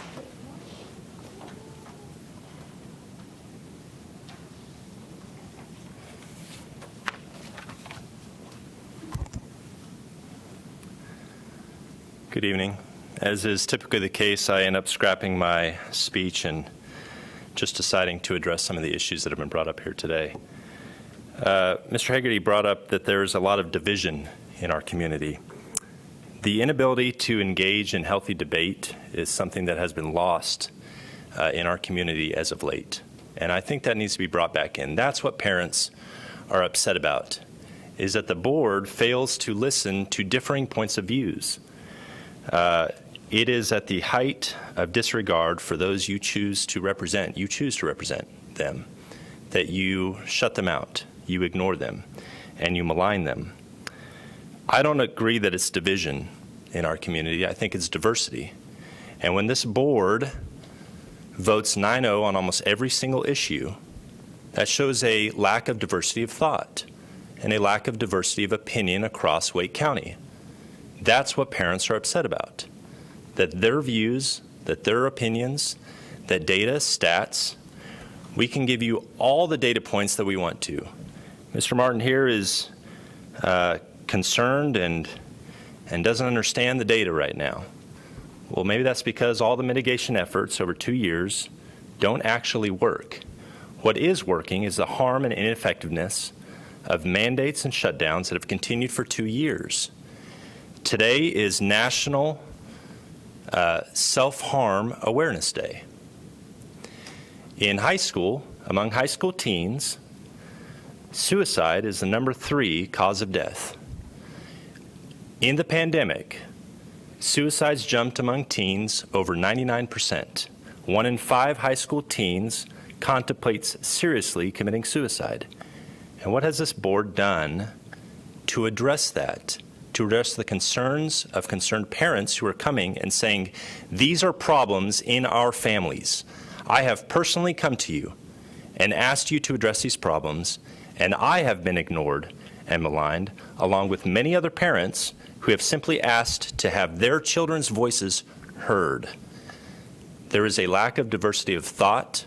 There is a lack of diversity among this board to be able to represent the people you chose to represent. I'll end with this. Dr. Martin said, if we don't learn from our history, we are doomed to repeat it.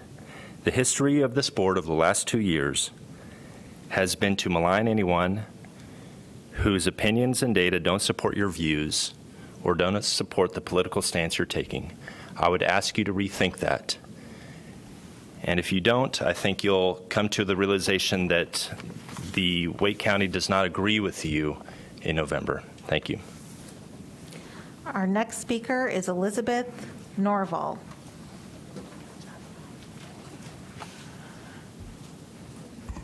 My name is Elizabeth Norval. I'm a retired teacher. I have taught a total of 27 years in 4 different countries, including 13 years in Wake County. I grew up in South Africa. When I was 15, our history teacher required that we read a book by Leon Uris, a Jewish author. Our teacher assigned the task because he wanted us to know about the Holocaust. I read Mila 18. This novel, set in German-occupied Warsaw before and during World War II, covers the Nazi occupation of Poland. It is an account of the uprising of Jews living in a ghetto against the plans of the Nazi regime to exterminate them. Although the book is a novel, Uris was praised by critics for his in-depth research and accurate portrayal of historical events. For the first time, I was confronted with the inhumanity that one group of people was willing to inflict upon another.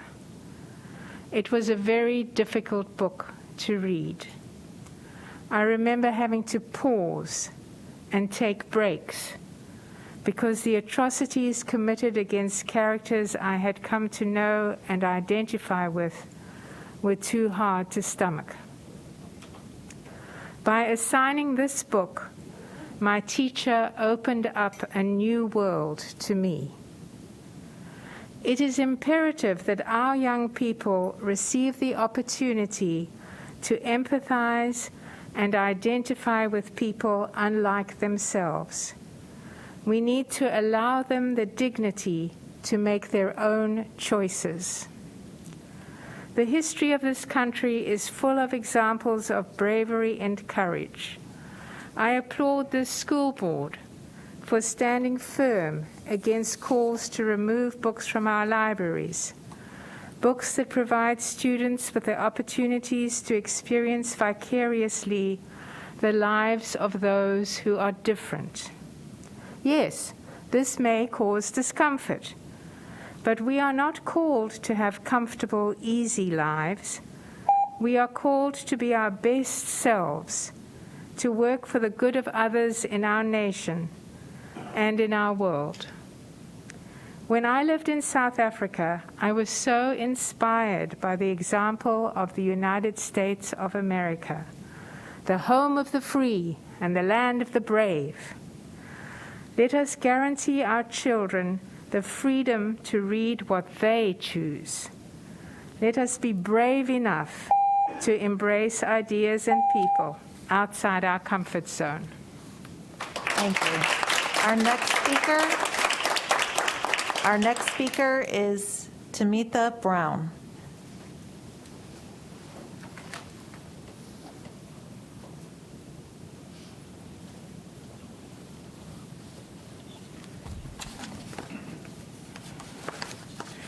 All right. All right. Good evening, Superintendent Moore. Good evening, board members. I am the last of the trio that had a speech together. We have had at least 3 elementary schools built with the purpose of creating supportive school communities prepared to meet the diverse needs of the students within them. And there has not been a long-term sustainable plan of support for any of the 3. We need deep investment of funds, staff, and resources at our schools for our students to be successful. The public school staff in our schools should be reflective of the students and families attending the school. We need more Black and brown educators, but we also need support to make sure they experience success and stay in our schools. This begins in high school with encouraging students to become teachers and intentionally providing Black and brown students with opportunities that nurture this career path. We want our next representative in District 4 to support ensuring more teachers of color in our schools. The climate and culture of our schools have impact on our students. We want a representative who will advocate for relationship-centered school communities that have culturally responsive curriculum and testing. Our students need their teachers and the support staff at their school and on their buses to be trained to support their social and emotional health and wellness. They need more school counselors and social workers. They need their schools to be well-resourced for the intensity and diversity of needs, particularly during and after the global pandemic we're all living through. Many of the families in our communities will benefit from a transition from the traditional way schools operate to a more integrated system of support for the school, child, and family. This takes great investment, but we believe our students, their families, and our school staff deserve such an investment in their success and well-being. Part of developing a school climate that nurtures healthy social emotional wellness is having consistency in language and practices that reinforce expectations for our children's behavior. Every adult should be contributing to the success of the students in our schools by modeling desired behaviors and explicitly teaching them how to engage with their peers and school staff. When a student makes a mistake or doesn't meet the expectations that are set, we should be treating as an opportunity for them to learn how to do so. Our students are learning what to do and how to do it. Regardless of their age, they are learning. Every adult in a school building should support them in their learning. Currently, we have many students and families who experience fear and anxiety in the presence of police. There's a history of police intimidation that transfers to schools when police are present as a reinforcement for discipline issues. I'm not going to be able to finish, but I do want to say, please take this in consideration from what we have said. We are concerned parents, staff, and community members. I represent this shirt because I am 27610. I am a parent of a child at Southeast Raleigh High School. I am also a teacher at Southeast Raleigh Elementary School, and I live in 27610. Thank you. Thank you, Ms. Brown. Our next speaker is Katie Long.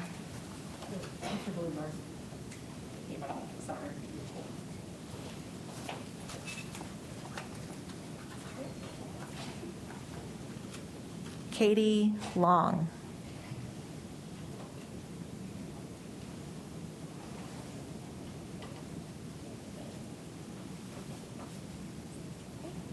After that, we have Amanda Hullabine.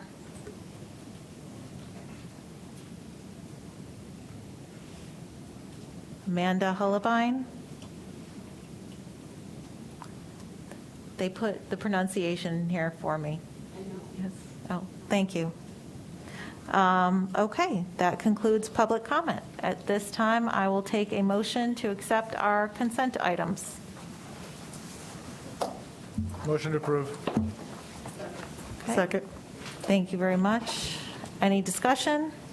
All those in favor of the consent items, please signify by sign of aye.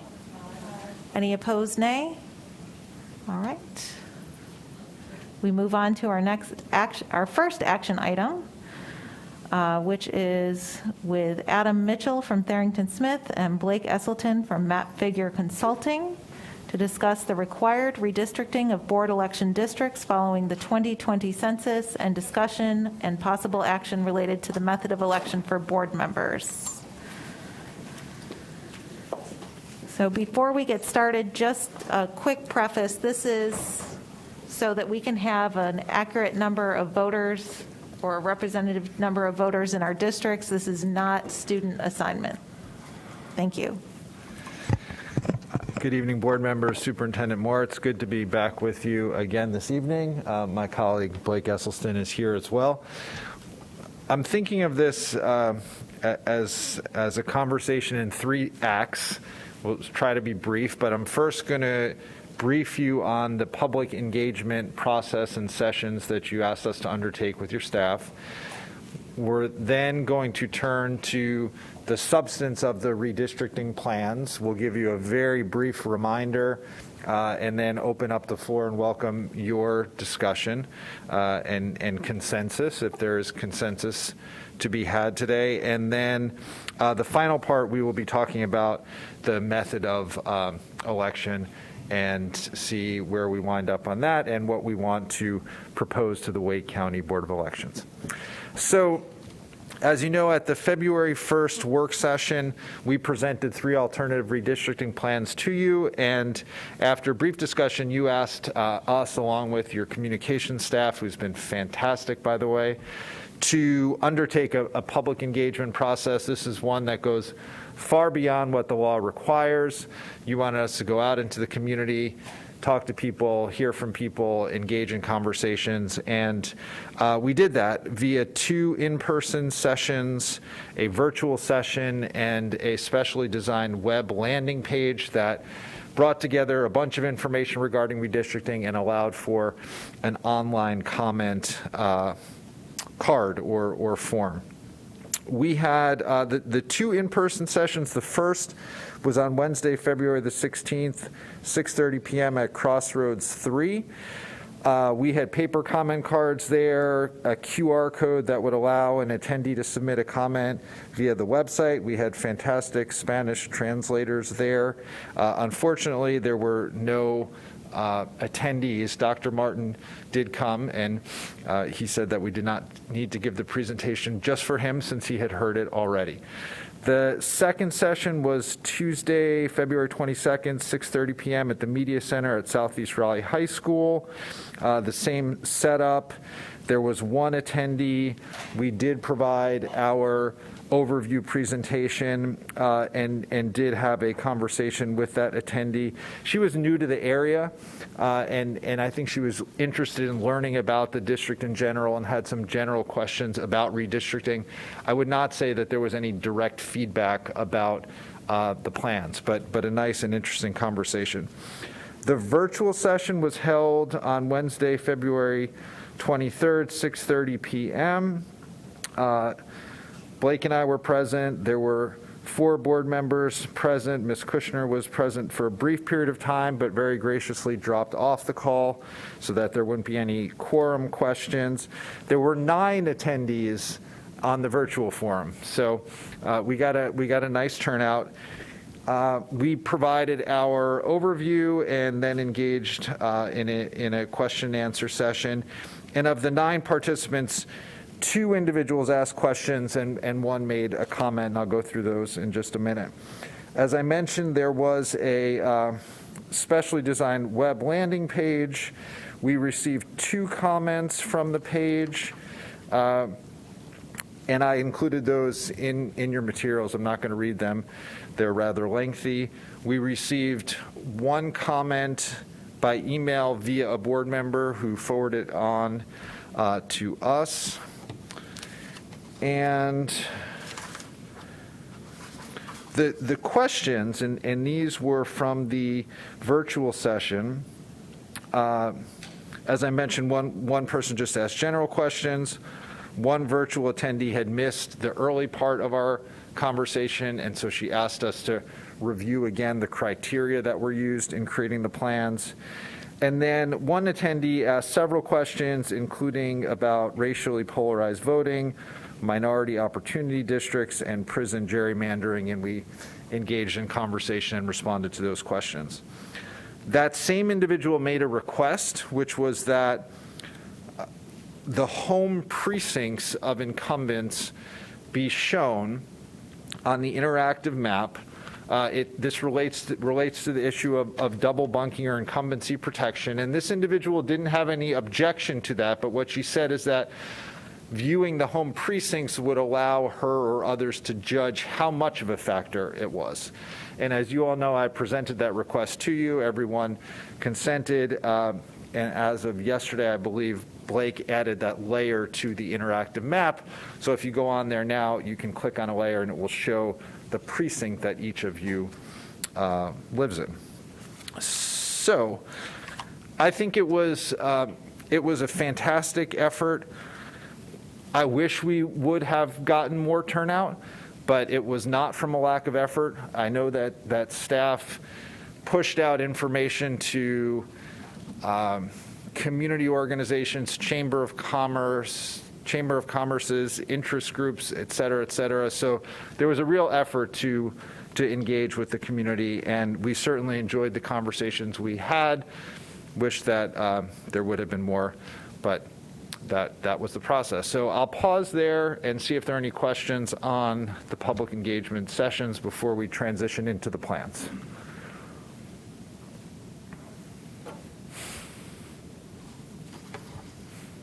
All right, hearing none, if we can, hopefully someone has PowerPoints pulled up, I'm not sure, but if we can go to the presentation that we gave at our last meeting that has the alternative plans in that.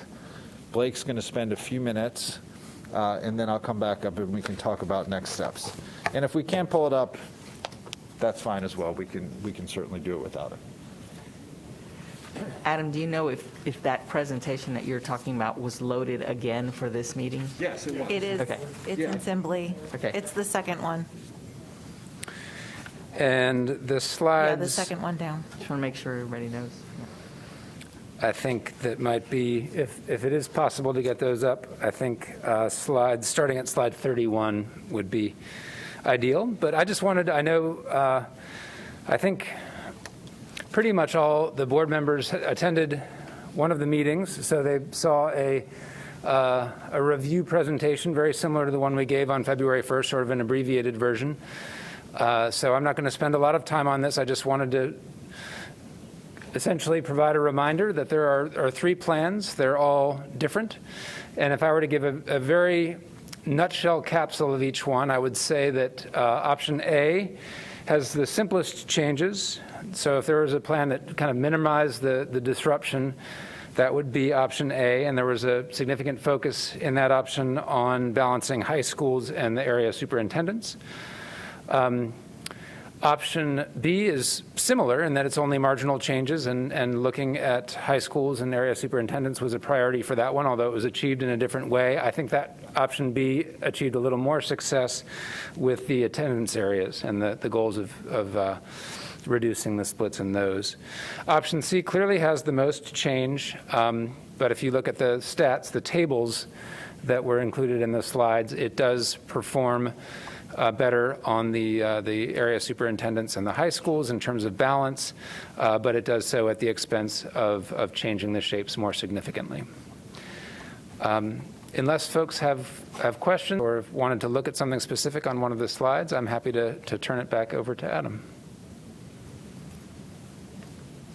Like, I'm sorry. Ms. Kushner. Do you by chance have the maps available? Those were very useful to look at. So for our I was able to go to the Southeast Raleigh, and having maps with the detail were really helpful. Yeah, the printed maps that had not just the high schools but also the other area schools, I thought were very helpful. Especially for people who are like really visually learner, I agree. That was great to have.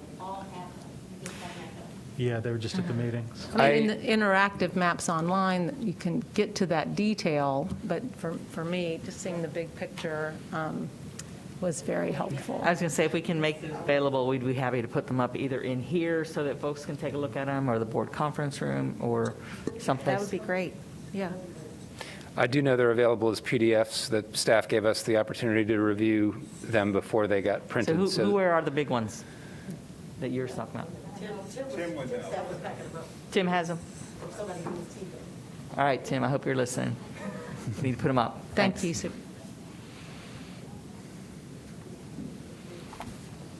And Blake, if we may have questions about the maps, but I think a lot of us would just like to hear the whole presentation first before we really open it up to discussion.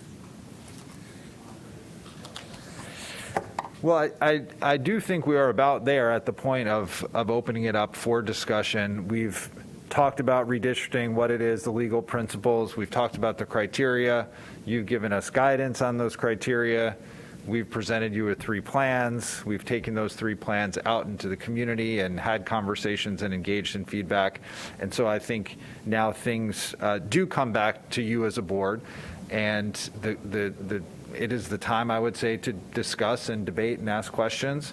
I think the goal is to reach consensus on a preferred plan, and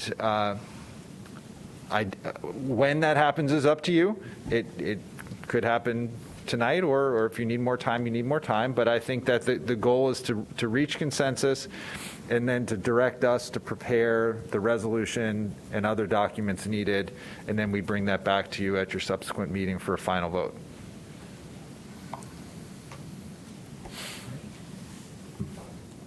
All right, so do maybe go around the table and hear people's thoughts? Ms. Mahaffey?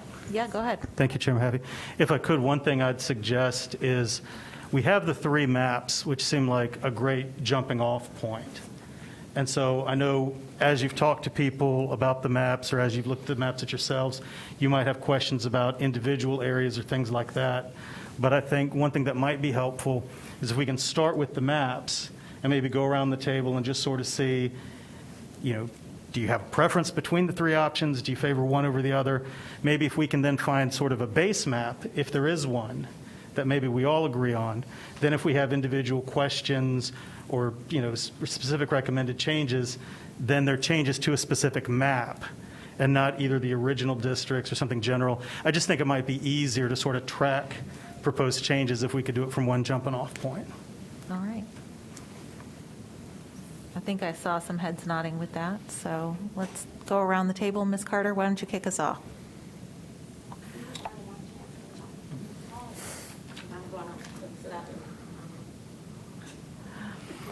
Okay, hopefully this is what you're asking for. If you're just asking personally where we stand, If there was right, an is A, that B, what- or C, yeah, Okay. what you preferred. Torn between A and B. I'm leaning more towards the B than A, but that's where I'm at. Not has to be A or B, but would prefer B, but that's where I'm at right now, specifically because C is the specific plan that we heard from the public that did attend that they had concerns about as well. Thank you. Ms. Cash? So what did you say about the public? They didn't like C. Oh, yeah, the C, okay, now. Okay, I would like to look at the big maps, so I'm not totally ready, but the process you're doing is wonderful, how we have the interactive maps, and I definitely between A or B, I guess, and I hadn't talked to Ms. Scott much about this, but I lean towards A only because I have not been able to explain the configuration of B to people in my district and Ms. Scott's, because I think it goes out and picks up heritage. And the map looks a little strange on that, where A looks more contiguous to me. I don't like C. Ms. Johnson-Hostler? I concur with my colleagues, which I think you all know. When we discussed this, I don't like C either. I don't have a lot of change, so I've said, I pretty much feel like the changes I want aren't actually reflected on these maps, and so I guess I feel less likely to weigh in A or B, mostly because C just looks not contiguous. But A or B, there's not a lot of change for me at all in either of them. But that's because my district was also pretty much already where it needed to be in terms of number of constituents. Ms. Scott?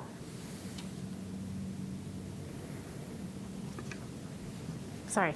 I heard from several folks in Wendell that they were not fans of C because that does effectively take Wendell Falls and moves that into District 4. As the town of Wendell is growing, it's very important to them to keep Wendell one community, even though we do have, the Wendell Falls neighborhood and area. They still very much want the downtown areas to feel like it is all one connected group, and so they are, of course, just concerned about that splitting. So that was feedback that I just received from them. In conversations I've had with, when we're looking at the difference between maps A and B, the conversations I basically had with folks who live in Wake Forest is, you're too big to put all of you into District 3. That would then offset the balance that we're trying to achieve and have to achieve with this process.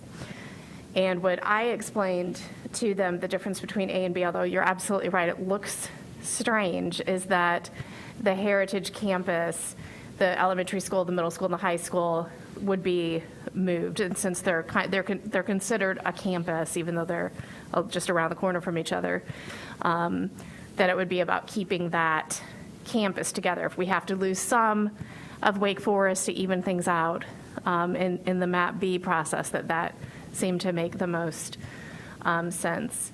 And then I honestly personally don't have a strong preference between A and B, and didn't hear a whole lot of feedback, strong or negative, for A and B. Dr. Martin. Yeah, as I made it clear before, C is a complete non-starter. I think we've heard that from the community. And so as far as I'm concerned, it should be gone. Don't have a strong preference between A and B. I default a little bit more toward A. My reason for that is because I think it does a better job of continuity to our high school assignment districts. And also, my sense is that B splits up a lot more municipalities. And I find that, District 5 has historically had the greatest number of municipalities touching 5, but being a majority of none. And that municipalities don't really necessarily govern our schools, but there needs to be a really strong relationship between municipalities and schools, and I think that there is a lot of value to that. There's not a big difference between A or B. If any tweaks are done, I would encourage us to look at keeping minimizing the splits to municipalities. So some hybrid of A and B would be fine. I'm not strong one way or the other. But that would be my advice. If we go to any kind of variation, I would say would be what I would look at. Ms. Kushner. Thank you, Ms. Mahaffey. I think given the parameters that we gave our consultants, I think B is the middle ground that covered all of what we had requested, and it doesn't go to either extreme of A or C. Certainly C I think is eliminated, but I think there's some things from A that we can put into B. So I would suggest that we start with B as the base map, and perhaps look at what some of us might like about A and see if we can incorporate it. For my district, B seems to bring school communities together better. So just looking at District 6, I would also drives me to suggest B being our base map. Okay. Mr. Haggard. Thank you. And I think continuing a theme, I thought C could be somewhat problematic. And again, I want to hand it to our consultants. They did exactly what we asked them to do. But then sometimes when you see the final product, it just seems like that could be very confusing as you're trying to explain to people based on where they live, who their school board district or district representative might be. I think like Ms. Carter, I lean toward B, between A and B, although I think A or B, either one could be a good jumping off point. I think, as I've pointed out, there are some splits in municipalities, but some splits, because of the size of municipalities, are going to be inevitable, right? Like Wake Forest, I think, is one that would need to be split. Morrisville is one that would, if we keep all the other criteria and the school assignment areas, we probably have to split. So, but I do think there are maybe a couple areas, once we pick one map, we might be able to make a tweak or two and improve a couple towns at least, so maybe they're not spread over 3 districts. Maybe it's just over 2 districts or something like that. That could be helpful. So I would recommend B over A. I shared with Ms. Cash that District A made me a little sad, just because the elementary school that I went to, where Peggy Churn was principal and others, and even though that's the elementary school where the children in my neighborhood are currently assigned, that would go into a different district in A. And there's several other elementary schools and other schools nearby that would no longer be in my district, but that's just a matter of personal preference. Well, that could be a tweak. Either way. Well, and then let me just ask Adam or Blake, whoever it's appropriate, if we pick a particular district and then we had some specific guidance like, we like B, but could you make the border along Wake Forest or Nightdale look more like a different plan, you could do that, right? Absolutely. Okay, thank you. All right. Go ahead. Absolutely try. Oh, yeah. Absolutely. Knowing, of course, that the numbers have to balance, and sometimes you may need to move something else. But you can make it. And it's always having the district that needs to lose the most population. It's kind of, you built relationships with these communities, so it's really hard to look and see this, but I know they're going to be in good hands. But for me, B was the one that stuck out. I think the compactness of it, C, District 5 and C just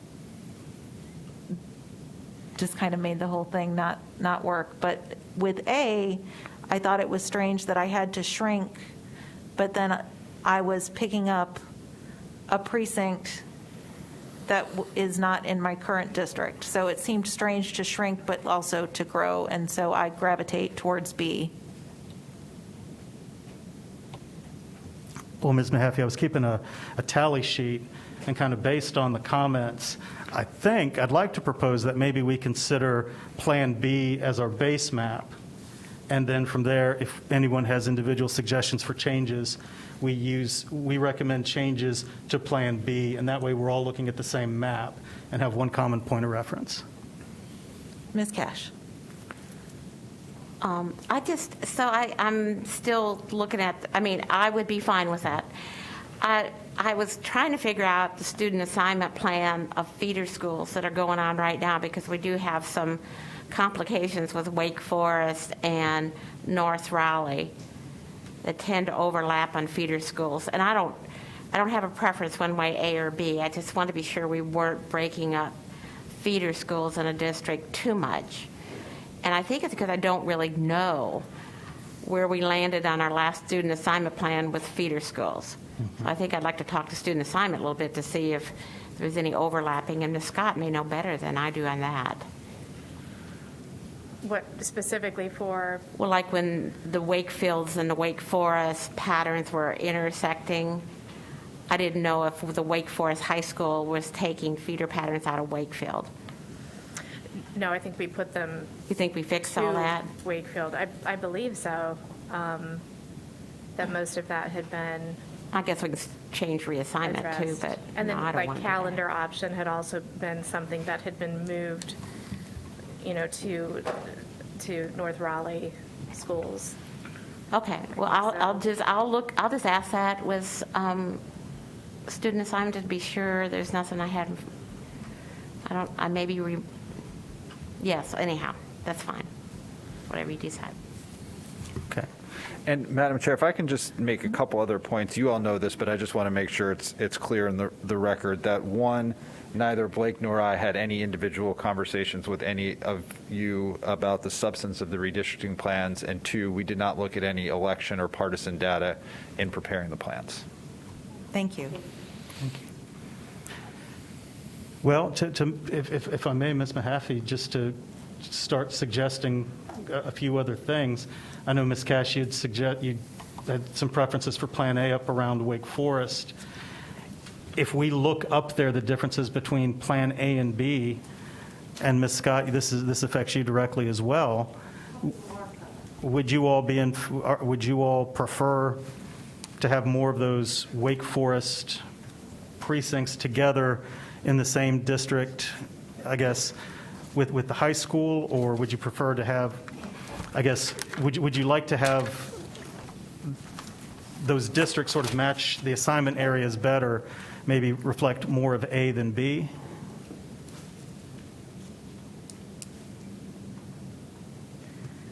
What assignment areas? So all right, hold on a sec. Let me pull up the interactive map, or I can look at some others here. So, like, if you look at all of these maps, they're built on, like, precincts are sort of the building blocks. So if you looked at, let's see, do you have it there? Yeah. Yeah. This is B. Is there a way to pull up the interactive map? And I'm sorry if we haven't done. It would be great if we could get it on the screen. It's in the materials.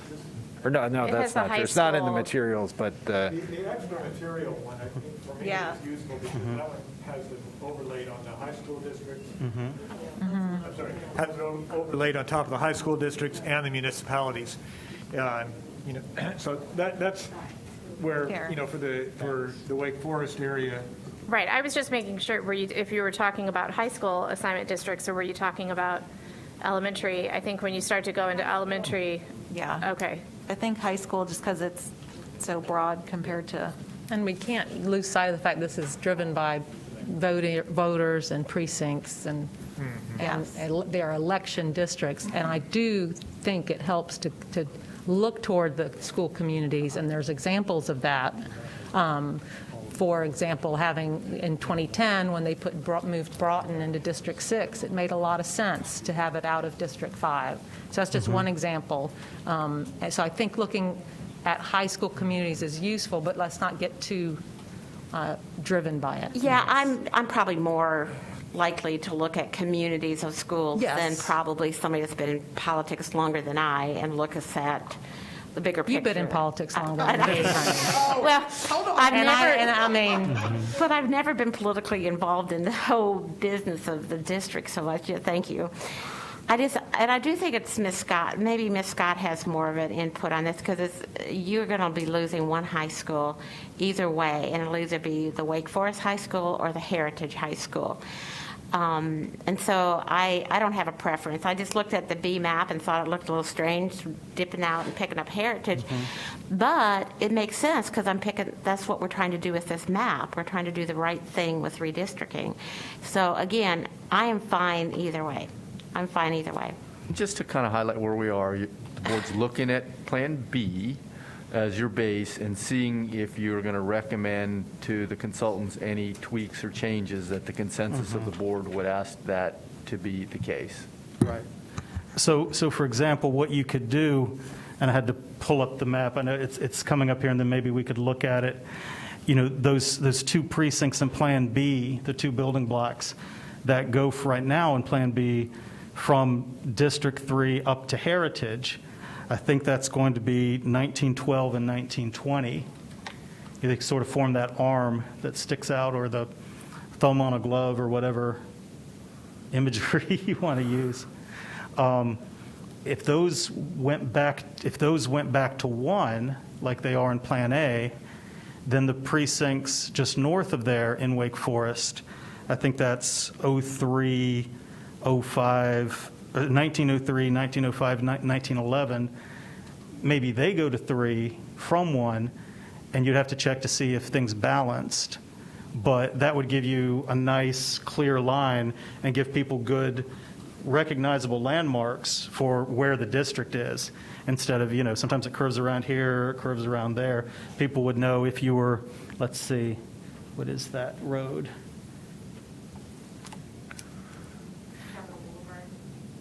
I was looking at the east-west one.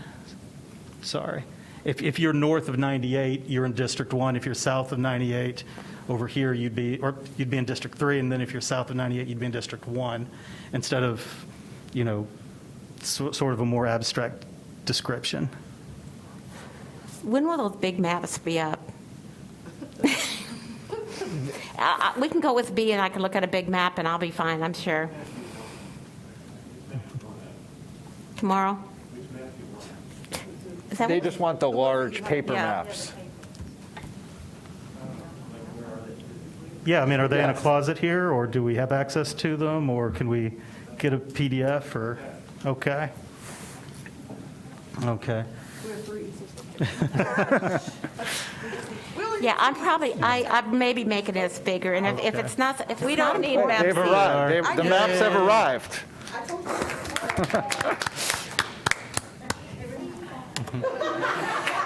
Should we hold them?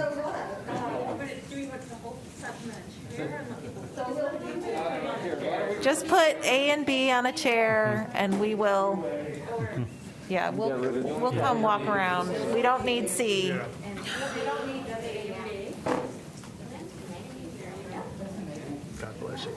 Chair Mahaffey? Because thank you for bringing them, because one of the, in looking at them at Southeast, there are two small, things that stood out to me was one, that Apex High School is not an 8, and 8 just seems a very Apex district. And so if there's some tweaks to the high school, maybe Apex High School goes into 8, and Fuquay Varina High School can go to 5 in B, just to keep Apex in 8. And then in 2, and I apologize for Can talking. I keep both? Well, Fuquay High School really should stay in 8 or 2. There's a lot of requests for that in the community. I would say if you do anything to 5, you should put more of Athens into 5 instead of splitting Athens quite so much between 5 and 9. But District 5 does need more kind of higher growth area, too, though, just to keep up with the other districts. and maybe Ms. Mahaffey Don't can disagree. keep both, I don't know. But if I could finish my thought. Yeah, sure, go ahead. The other, and again, I apologize because it's in District 2, there are 2 Garner schools that have been, and again, 2 is the Garner district, North Garner Middle and Creech Road. If they could stay in 2, and I think hopefully it won't mess up the balance of the population, and I think that would move from 4 to 2. And again, by looking at the maps, it just seemed to make more community sense, but and it retains some continuity. So those would be my 2 specific reflections from being at the Southeast Raleigh hearing.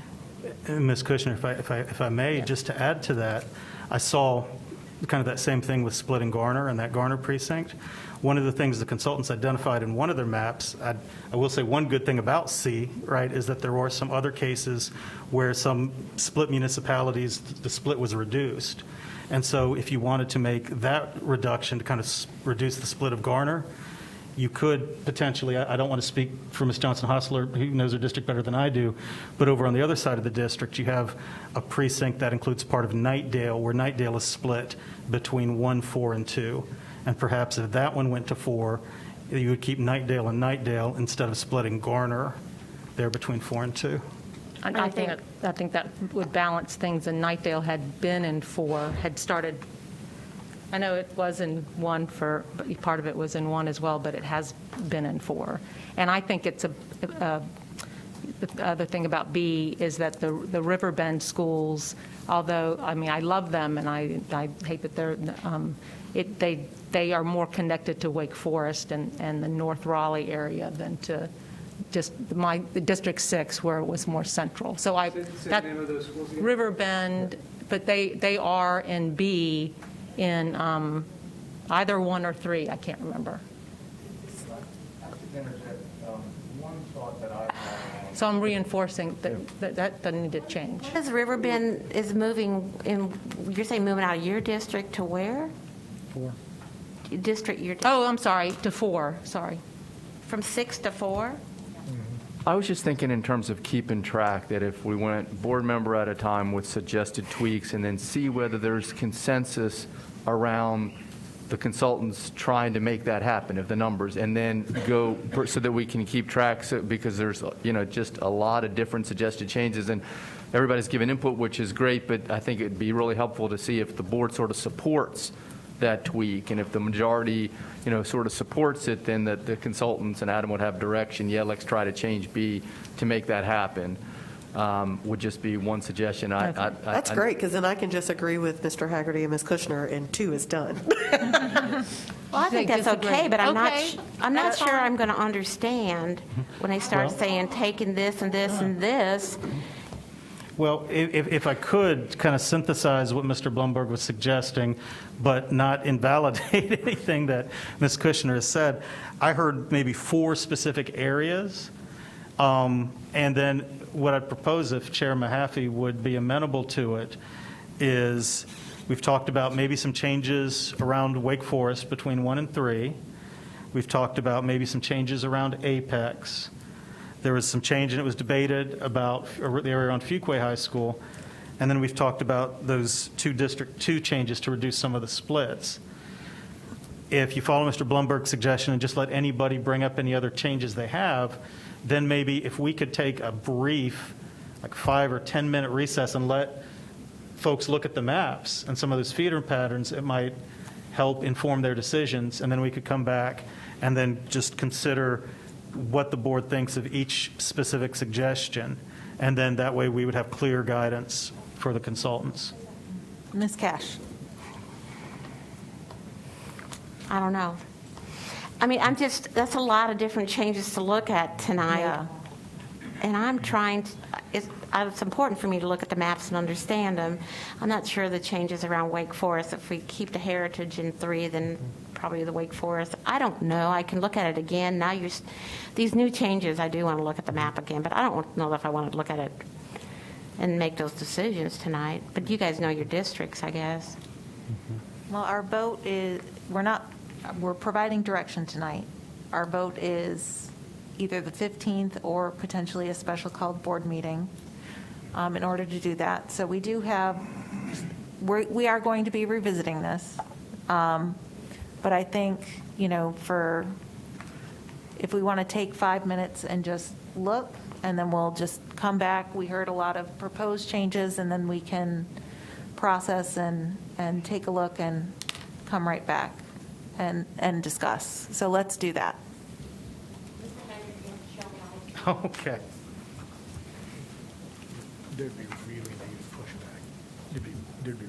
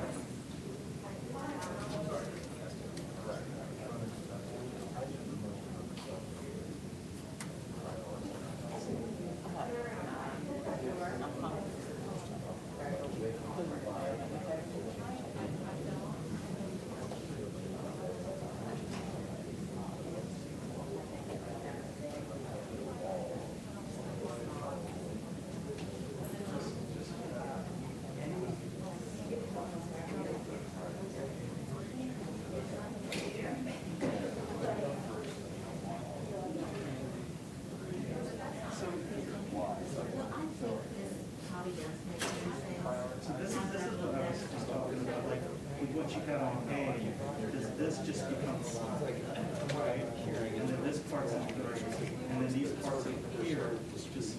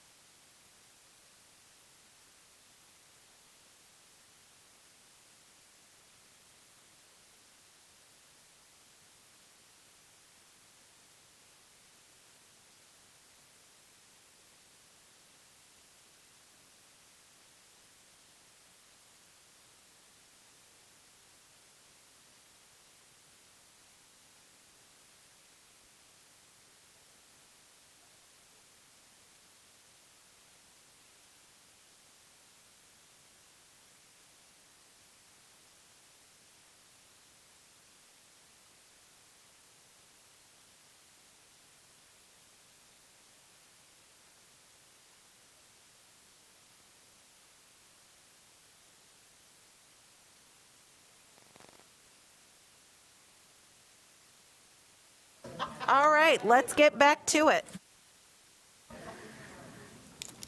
Thank you for the time.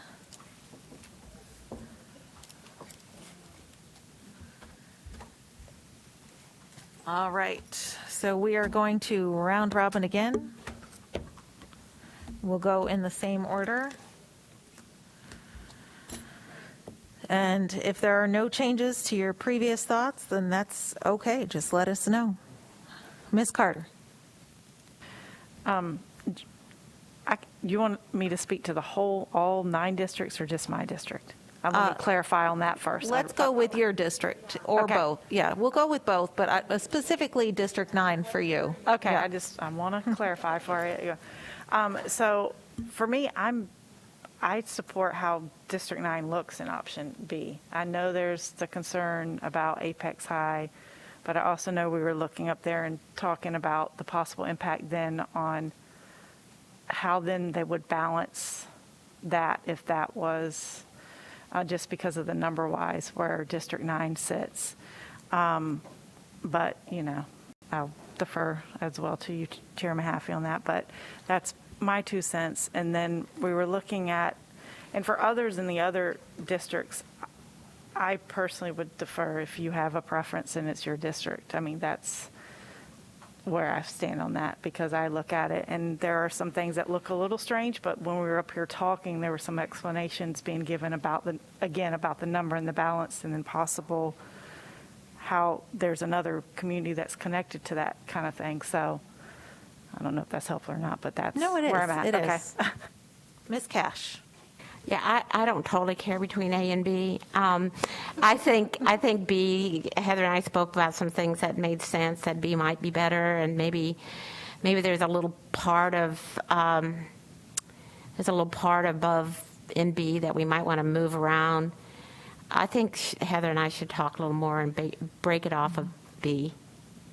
Okay. So kind of getting that cleaner line between District 3 and District 1, should the numbers allow it? If the numbers allow it, and see how we can work on that together. Okay. Ms. Johnson-Hostler. Well, as I said, I feel, again, a little selfish because I feel a little bit easier to manage. However, I do have to say, for me personally, which Dr. Martin said earlier, but I'm not sure that he said it for this purpose, but for me, reminding us that splitting municipalities, which I've spent my entire time getting to know Garner.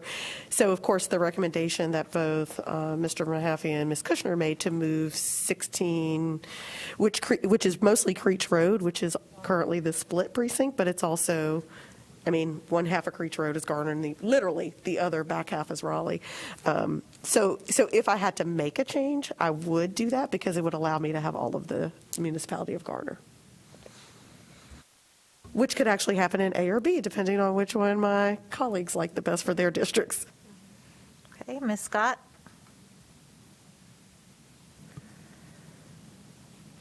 And again, I don't have a strong preference between A and B, but I think it's important to me to hear also the feedback from my colleagues, which for multiple reasons favor B over A. So going with that, I do think it would be a great opportunity, since we're looking at, potentially touching some precincts that had not looked like they were going to be impacted before.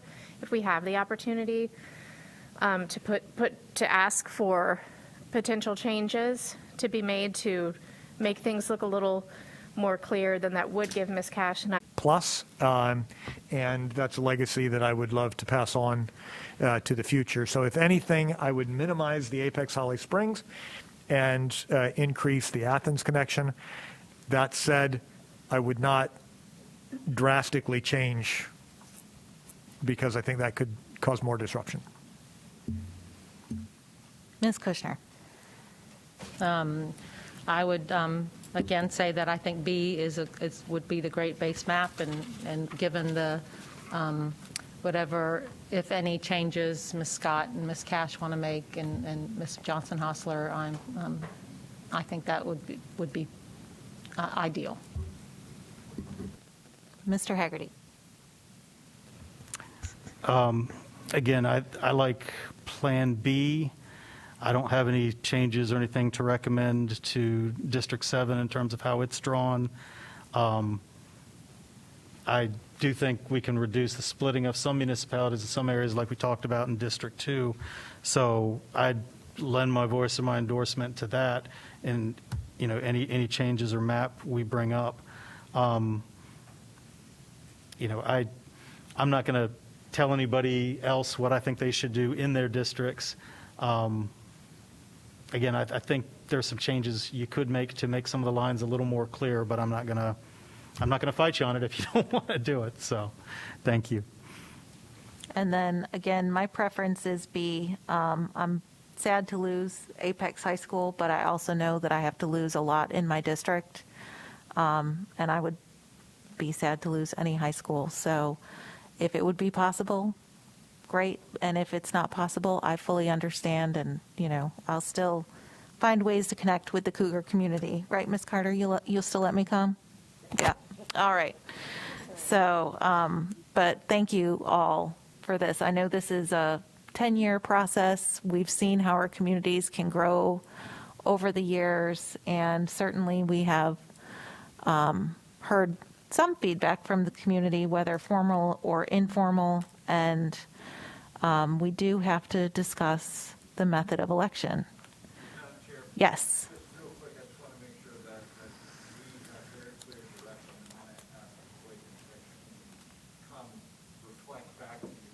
Absolutely.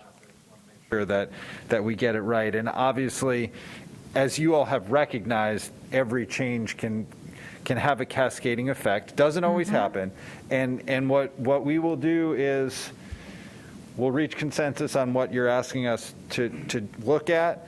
Blake will look at it, and we will let you know we can do this, check, or we can't do this, and here's why. And I think that it certainly would be my goal to have a plan that does as much of what you've asked as it possibly can do, along with the proposed resolution at your next meeting. Or if we need to say to you, we can't make these changes and here is why, then we would come back with Plan B. And of course, it's up to the board what it wishes to do. But I think that's how we would approach it, just to keep things moving along. So, And Blake, I think we overwhelmingly heard Plan B, and if you can make these changes, Exactly. great. And if not, we understand that. Right. Mr. Haggerty. Thank you. So I know in order to make redistricting real, right, we'll have to pass a resolution, and the content of the resolution is going to have to be very specific in terms of like which voting blocks are going to constitute which particular district. So understanding that we're not voting today, but if we're asking for changes and then we're going to review those changes and then we may or may not accept those changes, the more we delay, the harder it's going to be for Adam and Blake to come up with the document that we will need to actually vote on.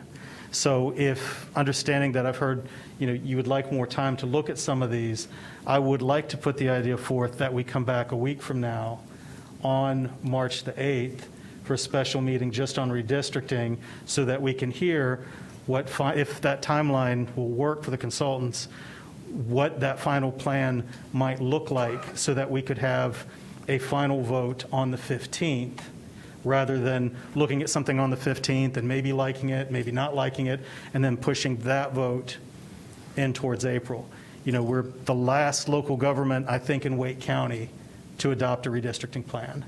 And I know it's a long time before filing, but I know there's a lot of citizens, there's a lot of people in the community that have been looking for this and been waiting for this. And so, understanding good reasons for delay, I'd like to propose that we come back a week from now, see a final map so that we can vote on the 15th and move forward. All right, and let's give folks time to look at their calendars before we decide on that. I think that's a great proposal, but let's save that decision. Can I modify that recommendation? We've got a relatively light facilities agenda. We had talked about doing a more off-site thing, but we already have the facilities committee meeting from 3 to 5 on Wednesday. I believe that, and we haven't completely followed up, but Mr. Strickland and I talked briefly. I have little doubt that we could probably condense what we're talking about to an hour. And so we've already got that 3 to 5 blocked out. I would say there No need would to not come be a twice. problem to either the 3 to 4 or 4 to 5, if that would work for folks. Okay. So, Just to be clear, which day would that be for everyone? That would be Wednesday the 9th. Wednesday, the 9th. So we're at, Tuesday's much better for us than Wednesday, I'm sorry to say. Yeah, and other counties as well. Yeah. Cash said that's her line. Yeah. Well, I could attend remotely, but I actually don't think that there's going to be a lot of variation. From what we've talked about, there's nothing dramatic going to come back. I think it basically needs to say sort of, here it is, yes or no. I think the board needs to sort of. let's, We do need them, but I don't think it's. They could be remote. Yeah. they could be faces on the screen, maybe. We'll see. They're But going to come let's- back with the recommendation. I know, but it'd be good to see when you live in areas, what that does to the numbers. But we can see that fairly easily on tables. And if they were remote, they could have the interactive map, and they could show you on there, like what each change would look like. All right. Well, we will. Yeah. All right. Let's come back to that discussion. Let's move forward Yeah. with this summary, and then we will move on to method of election, and then we will go on to next steps, be it the 8th or the 9th. Thank you. So this has been very helpful. The clearest possible modification that I'm hearing is, and it seems to be sort of a one precinct for another, is the Garner-Knightdale that would affect District 2 and District 4. And I'm seeing nods. We looked at that during the break. I think I have a good understanding of what that would entail.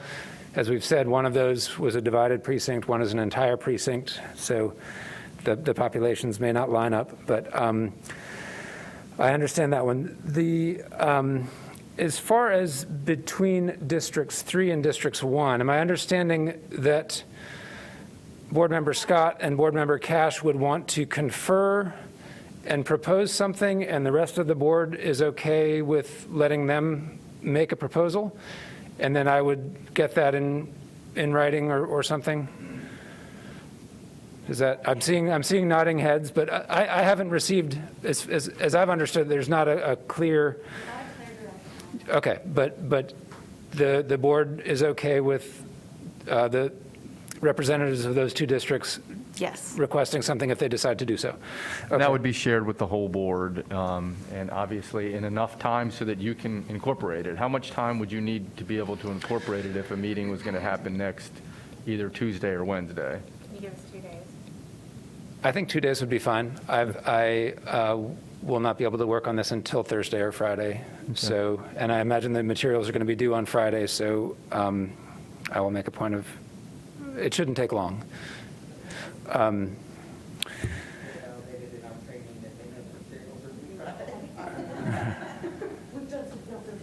I think this time they may not be able to do it for a special meeting, but yes, and then the Holly Springs and Apex, whether that less of the Holly Springs and Apex area be in District 5 and more of Athens in District 5, meaning that there's a chance for District 8 to get more of Apex. And that would depend on the numbers. I know it's such a large district that has to shrink because we all moved here from somewhere else, or most of us did in the past 10 years, I guess. So, I mean, if it's possible, great, and if it's not, I fully understand, and I wouldn't put it high on your priority list. Yeah, I thought the consensus, there was not consensus around that, but I could be. No, I didn't misreading really, that. yeah. Care to say to drop that one or not? I'm just trying to understand where we are on Well, I think they're two different things, Okay. right? I think we heard Athens, and I think we heard Apex, so I'll let Dr. Martin speak to the Athens portion. I mean, I think what we all recognize is precincts have funky lines too. And I have spent more time looking at municipalities and at high schools rather than precincts. So I recognize that precinct lines probably could have done some of that kind of funkiness. So I'm with Ms. Mahaffey. That is not high priority. It's probably worth a look at to see if, there's something that can be done, but it's not a high priority. Okay. Any other proposed modifications? Those are the ones that I had reflected here in my notes. I think that was it. Okay. Yeah, Ms. Johnson-Hostlers. Yeah. Okay. It was a District 2, you did get it. Okay. Yes. Okay. Sorry, I should have turned my mic off. All right. We're getting to that after this.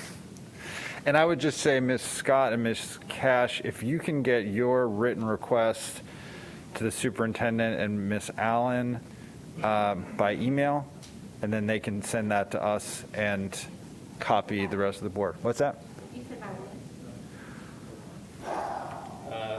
Thursday midday? This week? Yes. I thought you just need a couple days. That is. We're talking about having my understanding was that the idea is to have a meeting next week and not on the 15th.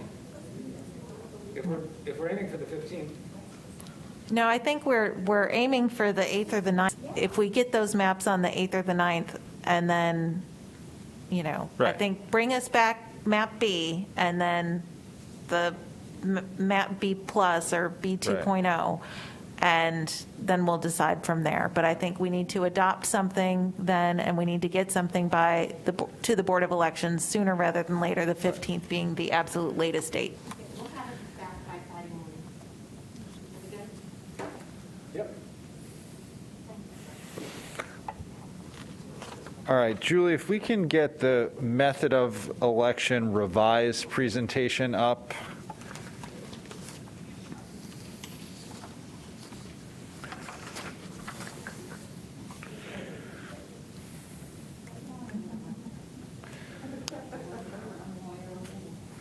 So board members, in your materials, I think there are two versions of this PowerPoint. We're going to look at the one that says revised or corrected or something along those lines.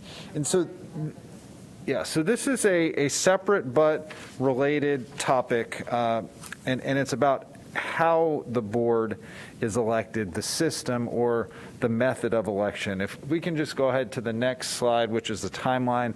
I'm going to do a brief walk down the history of elections in the school system, and then we'll land on where we are now and where we need to move forward. So 1975, the city and county schools merged. There were 9 single-member districts created, 6-year term length. They were staggered odd-year elections, and the nonpartisan primary method was used. So that was the first system for the Wake County merged Board of Education. In 1977, a local act was passed by the General Assembly, kept 9 single-member districts, 4-year term length, staggered odd-year election, and the nonpartisan primary method. 1981, another local act redrew the districts after the census. The General Assembly did that as opposed to the board. I'm not sure why, but that's what happened. And the system was switched to the nonpartisan runoff method. That system was in effect until 2013. In that year, the General Assembly passed a law that created still 9 districts, but it was a system where there were 7 districts plus 2 regional super districts. There were 4-year terms, staggered even-year elections, and changed to the nonpartisan plurality method. As you all know, there was litigation that challenged that 2013 law. It was first heard in the Federal District Court, which upheld the law. The Fourth Circuit Court of Appeals struck down the district plan as unconstitutional. It then went back to the district court to adopt the remedial plan. And when you look through the materials related to the case, the court was clear that not all of that 2013 law was struck down, just the plan, the actual redistricting plan, the districts themselves were struck down. The district court had to deal with the fact that there was this ongoing litigation and there was an election that was about to occur, and it was the General Assembly's job to craft a constitutional plan. And they didn't do so. And so the court had this very difficult decision to make where the deadlines were coming, an election needed to be held. And so Judge Dever crafted a system. He used 9 single-member districts, a 2-year term length, and that was for this very specific period to try to keep an orderly system of elections and to give time to allow the General Assembly to adopt a new plan. There were non-staggered even-year elections. Again, he felt like it was important that all voters in Wake County be able to vote in that election, and that is why all seats were up. And he invited the General Assembly to adopt a plan, which again has not happened. You all know that there's legislation that's pending in the General Assembly. It has not been adopted. And right now, all seats are up for election in 2022, and the interim plan has expired because it says in the interim plan over and over again, until the General Assembly adopts a constitutional plan, that hasn't happened, or until the return of the 2020 census. That has happened.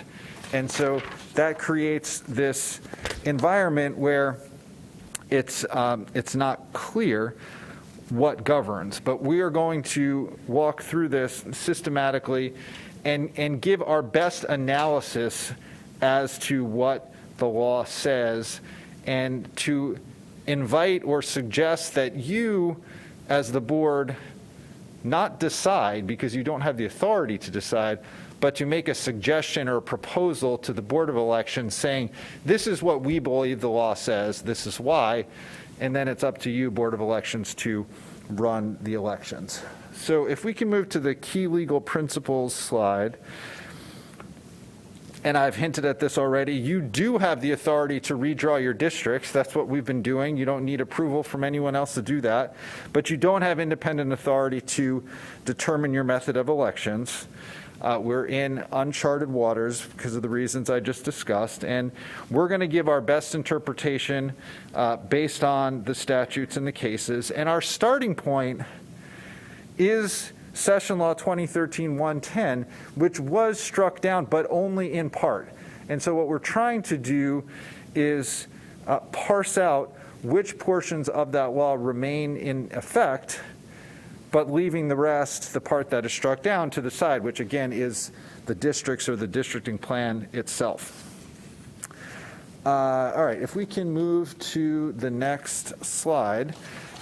We're going to just walk through the different factors, and I will share our best legal interpretation, and then we can certainly discuss. So the first is nonpartisan. The elections for the Wake County Board of Education have always been nonpartisan, including in Session Law 2013. So our best legal interpretation is certainly that elections remain nonpartisan. There's really no reason to think otherwise, but we're just trying to cover all the bases. Next slide, please. Nonpartisan primary should also say runoff. That was in effect. And nonpartisan plurality. The primary or runoff methods were used up until 2013. The 2013 law switched to the plurality method, which has been used ever since. And nothing about the court decision suggested that the plurality method was unconstitutional or was called into question really at all in the litigation. So our best legal interpretation is that the elections would remain via the plurality method under that 2013 law. Next slide, please. Even versus odd year elections. From 1975 to 2013, elections were in odd years. Session Law 2013-110 changed it to even years. Again, nothing about the court decision suggested that there was any issue or constitutional problem with even year elections, and so our best legal interpretation is that the elections should remain in even years. Term length. There were 6-year terms initially after merger for a short year term. I would say that the bulk of the history of the school district, there have been 4-year terms, except for that remedial period. That was there's a very specific purpose to that. And we believe that the best legal interpretation is 4-year terms based on the long history, combined with the fact that the 2-year terms were again for a specific remedial purpose. There's nothing about the cases or the statutes that suggest that 4-year terms in any way are unconstitutional. So that would be our best interpretation. Staggered terms. So some version of staggered terms have been in effect since 1975, again, except during the remedial period for the reasons I discussed. Session Law 2013-110 included staggered terms. The stagger was based on the 7-2 regional super districts, but nevertheless, there were staggered terms in that law. And again, nothing about the court decision suggested that that staggered terms were unconstitutional in any way. So our best legal interpretation would be that staggered terms be in effect. If we can go to the next slide. So you can see the text is a lot smaller on this one because this one's a little bit more complicated. And so this is the issue of, well, how do we get to staggered terms? Because where we are now is you're all up for election. And to create a stagger, you need to do some things in order to get onto that staggered framework. And there are a number of ways to do it. There's really nothing in the court decisions that give any specific guidance about it. But I would say that a common approach in general to create a stagger from when everybody's starting at the same place to create a stagger is to elect some number of districts for a 2-year term and some number of districts for a 4-year term. And then subsequently, all elections would be for a 4-year term. And that essentially creates a runway to the stagger, as I sometimes refer to it. It's not the only way, but I think it's the most common and favored approach. Anytime you get into extending terms, there can be complications with that. And so one possible suggestion is to go the 2 4-year route. That then raises the question of how do you decide who gets a 2-year term and who gets a 4-year term? Again, there's no specific guidance on this, but one option that you could suggest, and there are other options, but this option almost uses a mirror approach to Session Law 2013-110. And in that law, districts 1, 2, 7, and 9 were elected for 3-year terms, or shorter than normal terms, shorter than 4 years. Districts 3, 4, 5, 6, and 8 were elected for 5-year terms, or longer than normal. And the reason that you have that 3-5 model is that the General Assembly was taking you from an odd year stagger to get you onto an even year stagger. So again, this option that could be considered is to take the districts that were elected to the 3-year or shorter terms under Session Law 2013-110 and have those districts be elected to 4-year or longer terms in 2022. And then the districts 3, 4, 5, 6, and 8, which were elected to 5-year terms, could receive 2-year or shorter terms this year to create the stagger. Now, I want to be clear. So just a minor technicality. Yes. The ones to 5 years were not elected to 5-year terms. Terms were extended by 1 year. Okay, to So create. they were elected to 4-year terms. The Right. General Assembly extended the Right, term. Right. that is a technicality that to some people I think would be significant. Yeah, okay. Thank you, Dr. Martin. So again, I do want to be clear that this is an option, this is a model. There's nowhere in the law that says it needs to be done this way. You could take the approach of saying that our interpretation is that the seats should be staggered and leave it at that. Leave it for the Board of Elections to decide. You could give them this option and say this is merely an option. You can consider other options. But obviously, I think it's becoming clear that this particular topic of creating the stagger, it's just a little bit more complicated because there's no binding law or precedent that's really saying this is how you need to do this. So next steps. My recommendation would be that if we're going to take this issue on and we're going to make suggestions to the Board of Elections, provide them options, that we could fold that into the redistricting resolution. So it's one package that basically says, here are our new districts and here's what we propose. We'd forward that on to the Board of Elections. And then I think we all realize that ultimately they decide how the election is going to be run. They administer the election, and we're clear that we are not deciding how the election should be run. We are saying these are our interpretations and our proposals or recommendations. So I will close there and be happy to answer any questions. Ms. Kushner. Thank you, and thank you, Mr. Mitchell. I think it's really critical to get to a staggered terms, and I think your method of getting there is the cleanest that we could propose to the Board of Elections. So I think all the suggestions are sound, and I hope that we can expedite this so that the Board of Elections can then get these settled. So thank you for bringing this, and I am grateful for the detail. Ms. Carter? I agree with that, in particular on how to get to staggered terms, because I know, I like the fact that you're saying there is no clear based upon the previous law. So I do appreciate that and do agree with the interpretations that have been provided. And I like the fact you're relying on what the previous law was before this remediation was put in. So thank you. Further questions or comments? Ms. Cash? I saw yours first. You did a good job.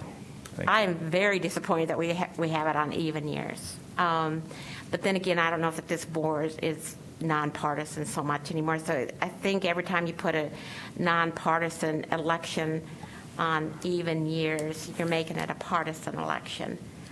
And I may be the only one that thinks that, but I just remember that we used to talk about that being such a high quality for a nonpartisan board, because otherwise people don't really know what they're voting for when they hit that part of the ticket unless they've gotten a slate from a party.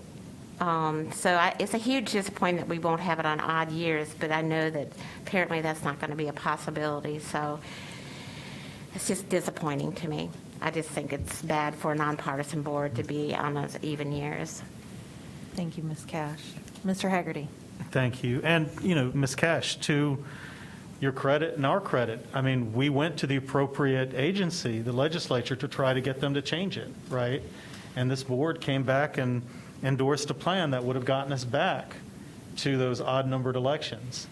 And we saw what we got back, right? So even though we can't... That's probably true, and so we're going to fall right into that. Well, what I'm saying is that even though we can't change, we don't have the power to change it now, that's not to say that it can't change in the future, right? Well, we'll have to keep working at it.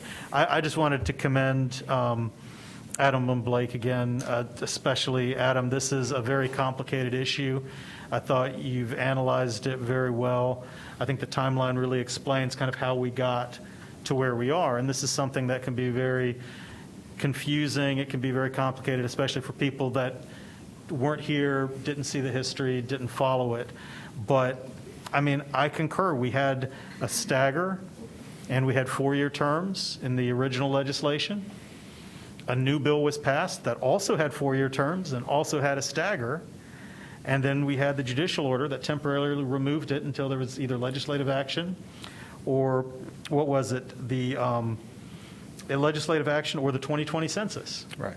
And so we've arrived at that time. So it seems clear to me, if you fall back to the statute that's on the books and where we are, we should have the stagger, we should have the 4 years. But you're right, without any statutory power to extend terms, without any statutory power to shorten terms, I think the only way we can proceed is to give it to the Board of Elections and have them resolve it.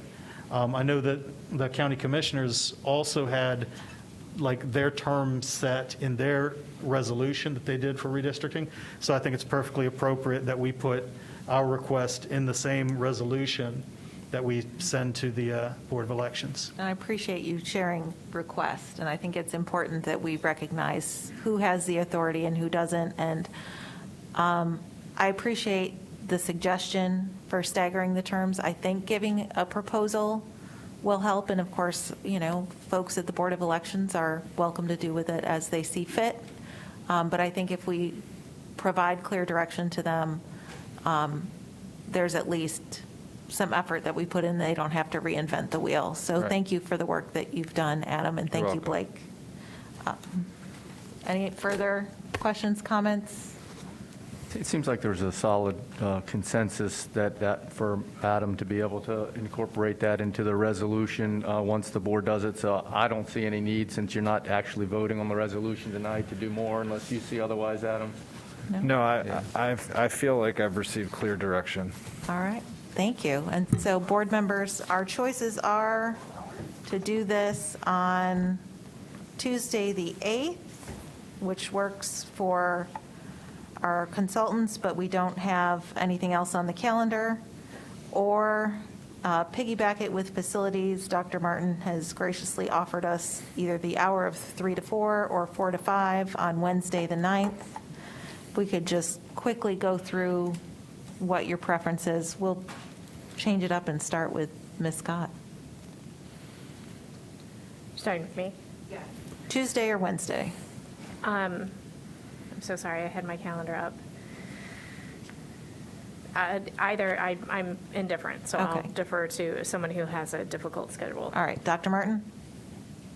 I can make either work. I would much prefer it Wednesday, which is already scheduled to consolidate meetings. Okay, Ms. Kushner? I am the same. Prefer Wednesday to consolidate. Mr. but Haggerty? can do Tuesday. I can do Tuesdays. I can do either of the 2 days as well, so long as the consultants can be there, even if it's remote.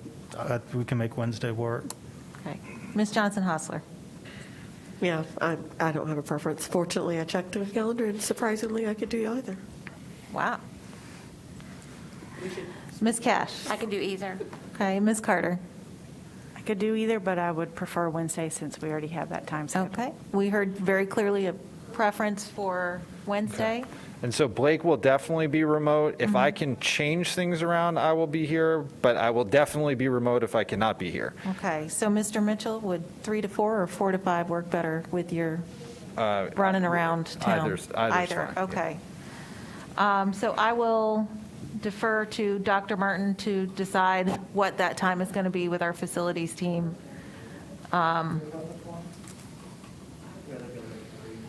Let's have facilities go at 3, and then they can go home a little early. Okay, so Ms. Allen, we will have a special called meeting on Wednesday, the 9th, from 4 to 5 to discuss the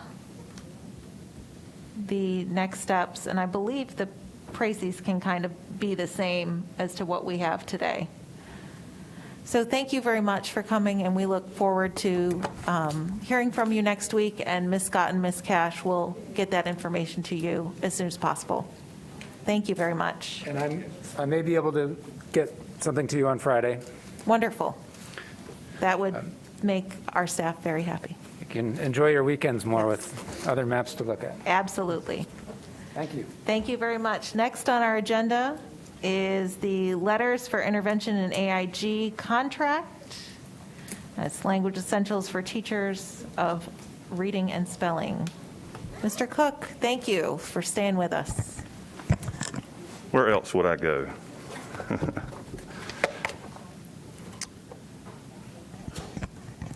So good evening, Chair Mahaffey, Superintendent Moore, members of the board. Staff is requesting contract approval for language essentials for teachers of reading and spelling, or letters, as it's commonly known, professional learning for both elementary intervention and AIG teachers. As outlined in Session Law 2021-8, Senate Bill 387, the North Carolina Department of Public Instruction Early Literacy Program is required to provide a training program to educators and administrators working with children in pre-K through 5th grade to ensure instruction grounded in the science of reading and outcomes promoting reading achievement in students. In alignment with this legislation, the state of North Carolina will provide training to pre-K 5 teachers, special education teachers, ELL teachers, and 1 instructional support specialist at the elementary level. The state contract does not include elementary intervention and AIG teachers. The Wake County Public School System seeks to include this group of teachers in this training, as we believe they are critical stakeholders in the elementary school structure for supporting literacy instruction for all students. So to that end, we are requesting board approval of the contract for professional learning, and I'm of course happy to answer any questions or share additional information. Thank you, Mr. Cook. Before we move to discussion, do we have a motion to approve this contract? Ms. Kushner. Chair Mahaffey, I move approval of the letters contract for intervention in AIG. Second. Okay. Second. We have a motion and a second. And Ms. Cash, I'm going to turn this over to you. Well, I'm sorry I was not here on the 15th, and for the work session, which I wish I had, but I had read through most of the presentation. My concern was when it was brought to us on the price list today, it said AIG, and I'm always a little concerned about us acting like we're putting $400,000 and some thousand into AIG, even though it's an intervention, really. And I think Dr. McFarland and I spoke today a little bit about interventions helping with AIG children, but the funding that I'm concerned about for AIG children is the one that addresses those at the top of their classes that are not being challenged and are leaving. And so I just don't want it to look like we're funding AIG services. And I don't think the intervention piece is funding AIG services. That was my concern, and it still is. So I can respond to that, Ms. Cash. So a couple of things I think that I'll share. First of all, I think it is fair to say that this is an investment in our AIG program, although technically I think part of your question may relate to this. This is not coming from AIG funding. This is coming out of Title II dollars, which are targeted for the specific purpose of professional learning and teacher training. And I think it's a fair question too, in terms of the intent of letters and reading instruction. And I think one of the things that we believe strongly in, and this even ties a little bit back to our conversation and presentation with the Student Achievement Committee yesterday, is that we do have an obligation to meet students where they are. I think we've been in front of the board and had many discussions over the past 6 to 8 months, and we'll be back in a couple of months about AIG programming and some of the efforts that we're engaged in right now with Hanover Research to provide a comprehensive kind of programmatic review of that program to identify where we can improve. But I think a couple of things that are important to point out. Number one, and I've written some things now, so forgive me. Letters is not just about intervention.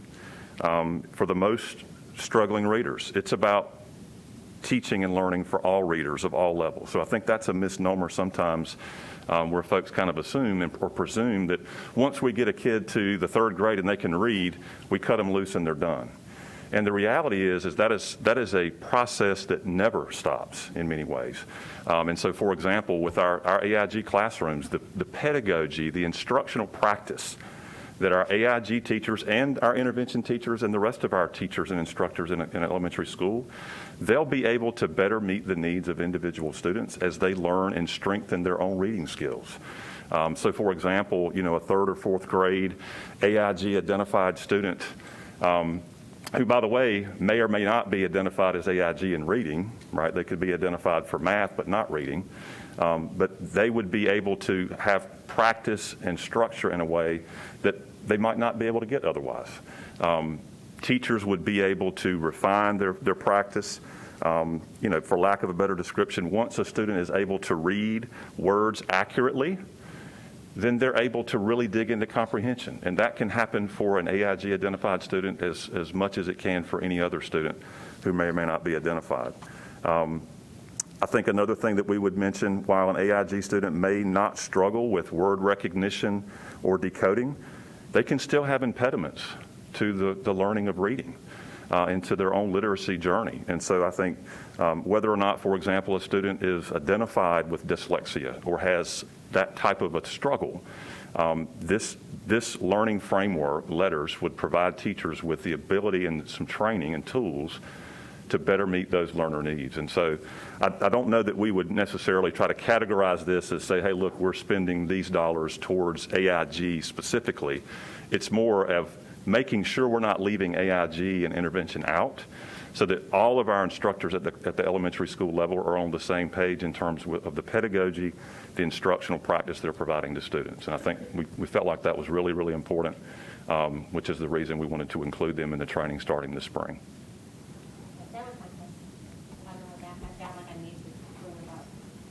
Felt like I need to bring up the fact that I didn't really like the AIG attached to the prices. And I think we heard clearly in our budget discussions that we recognize the need for more AIG exclusive funding as we move forward as well. Are there any other questions or comments? Not directly on this, just a note of appreciation and observation. I think we've all talked about that it's time to look at our AIG funding, understanding that our state money is limited, and just trying to come up with new and creative ways we can to make progress on that issue, and not letting this slip until just the next time the AIG plan rolls around, and that being the next time we talk about it. So I appreciate this discussion. Thank you. Yes, sir. Thank you. All right. Seeing no further hands up, all in favor of approving this contract for LETTERS,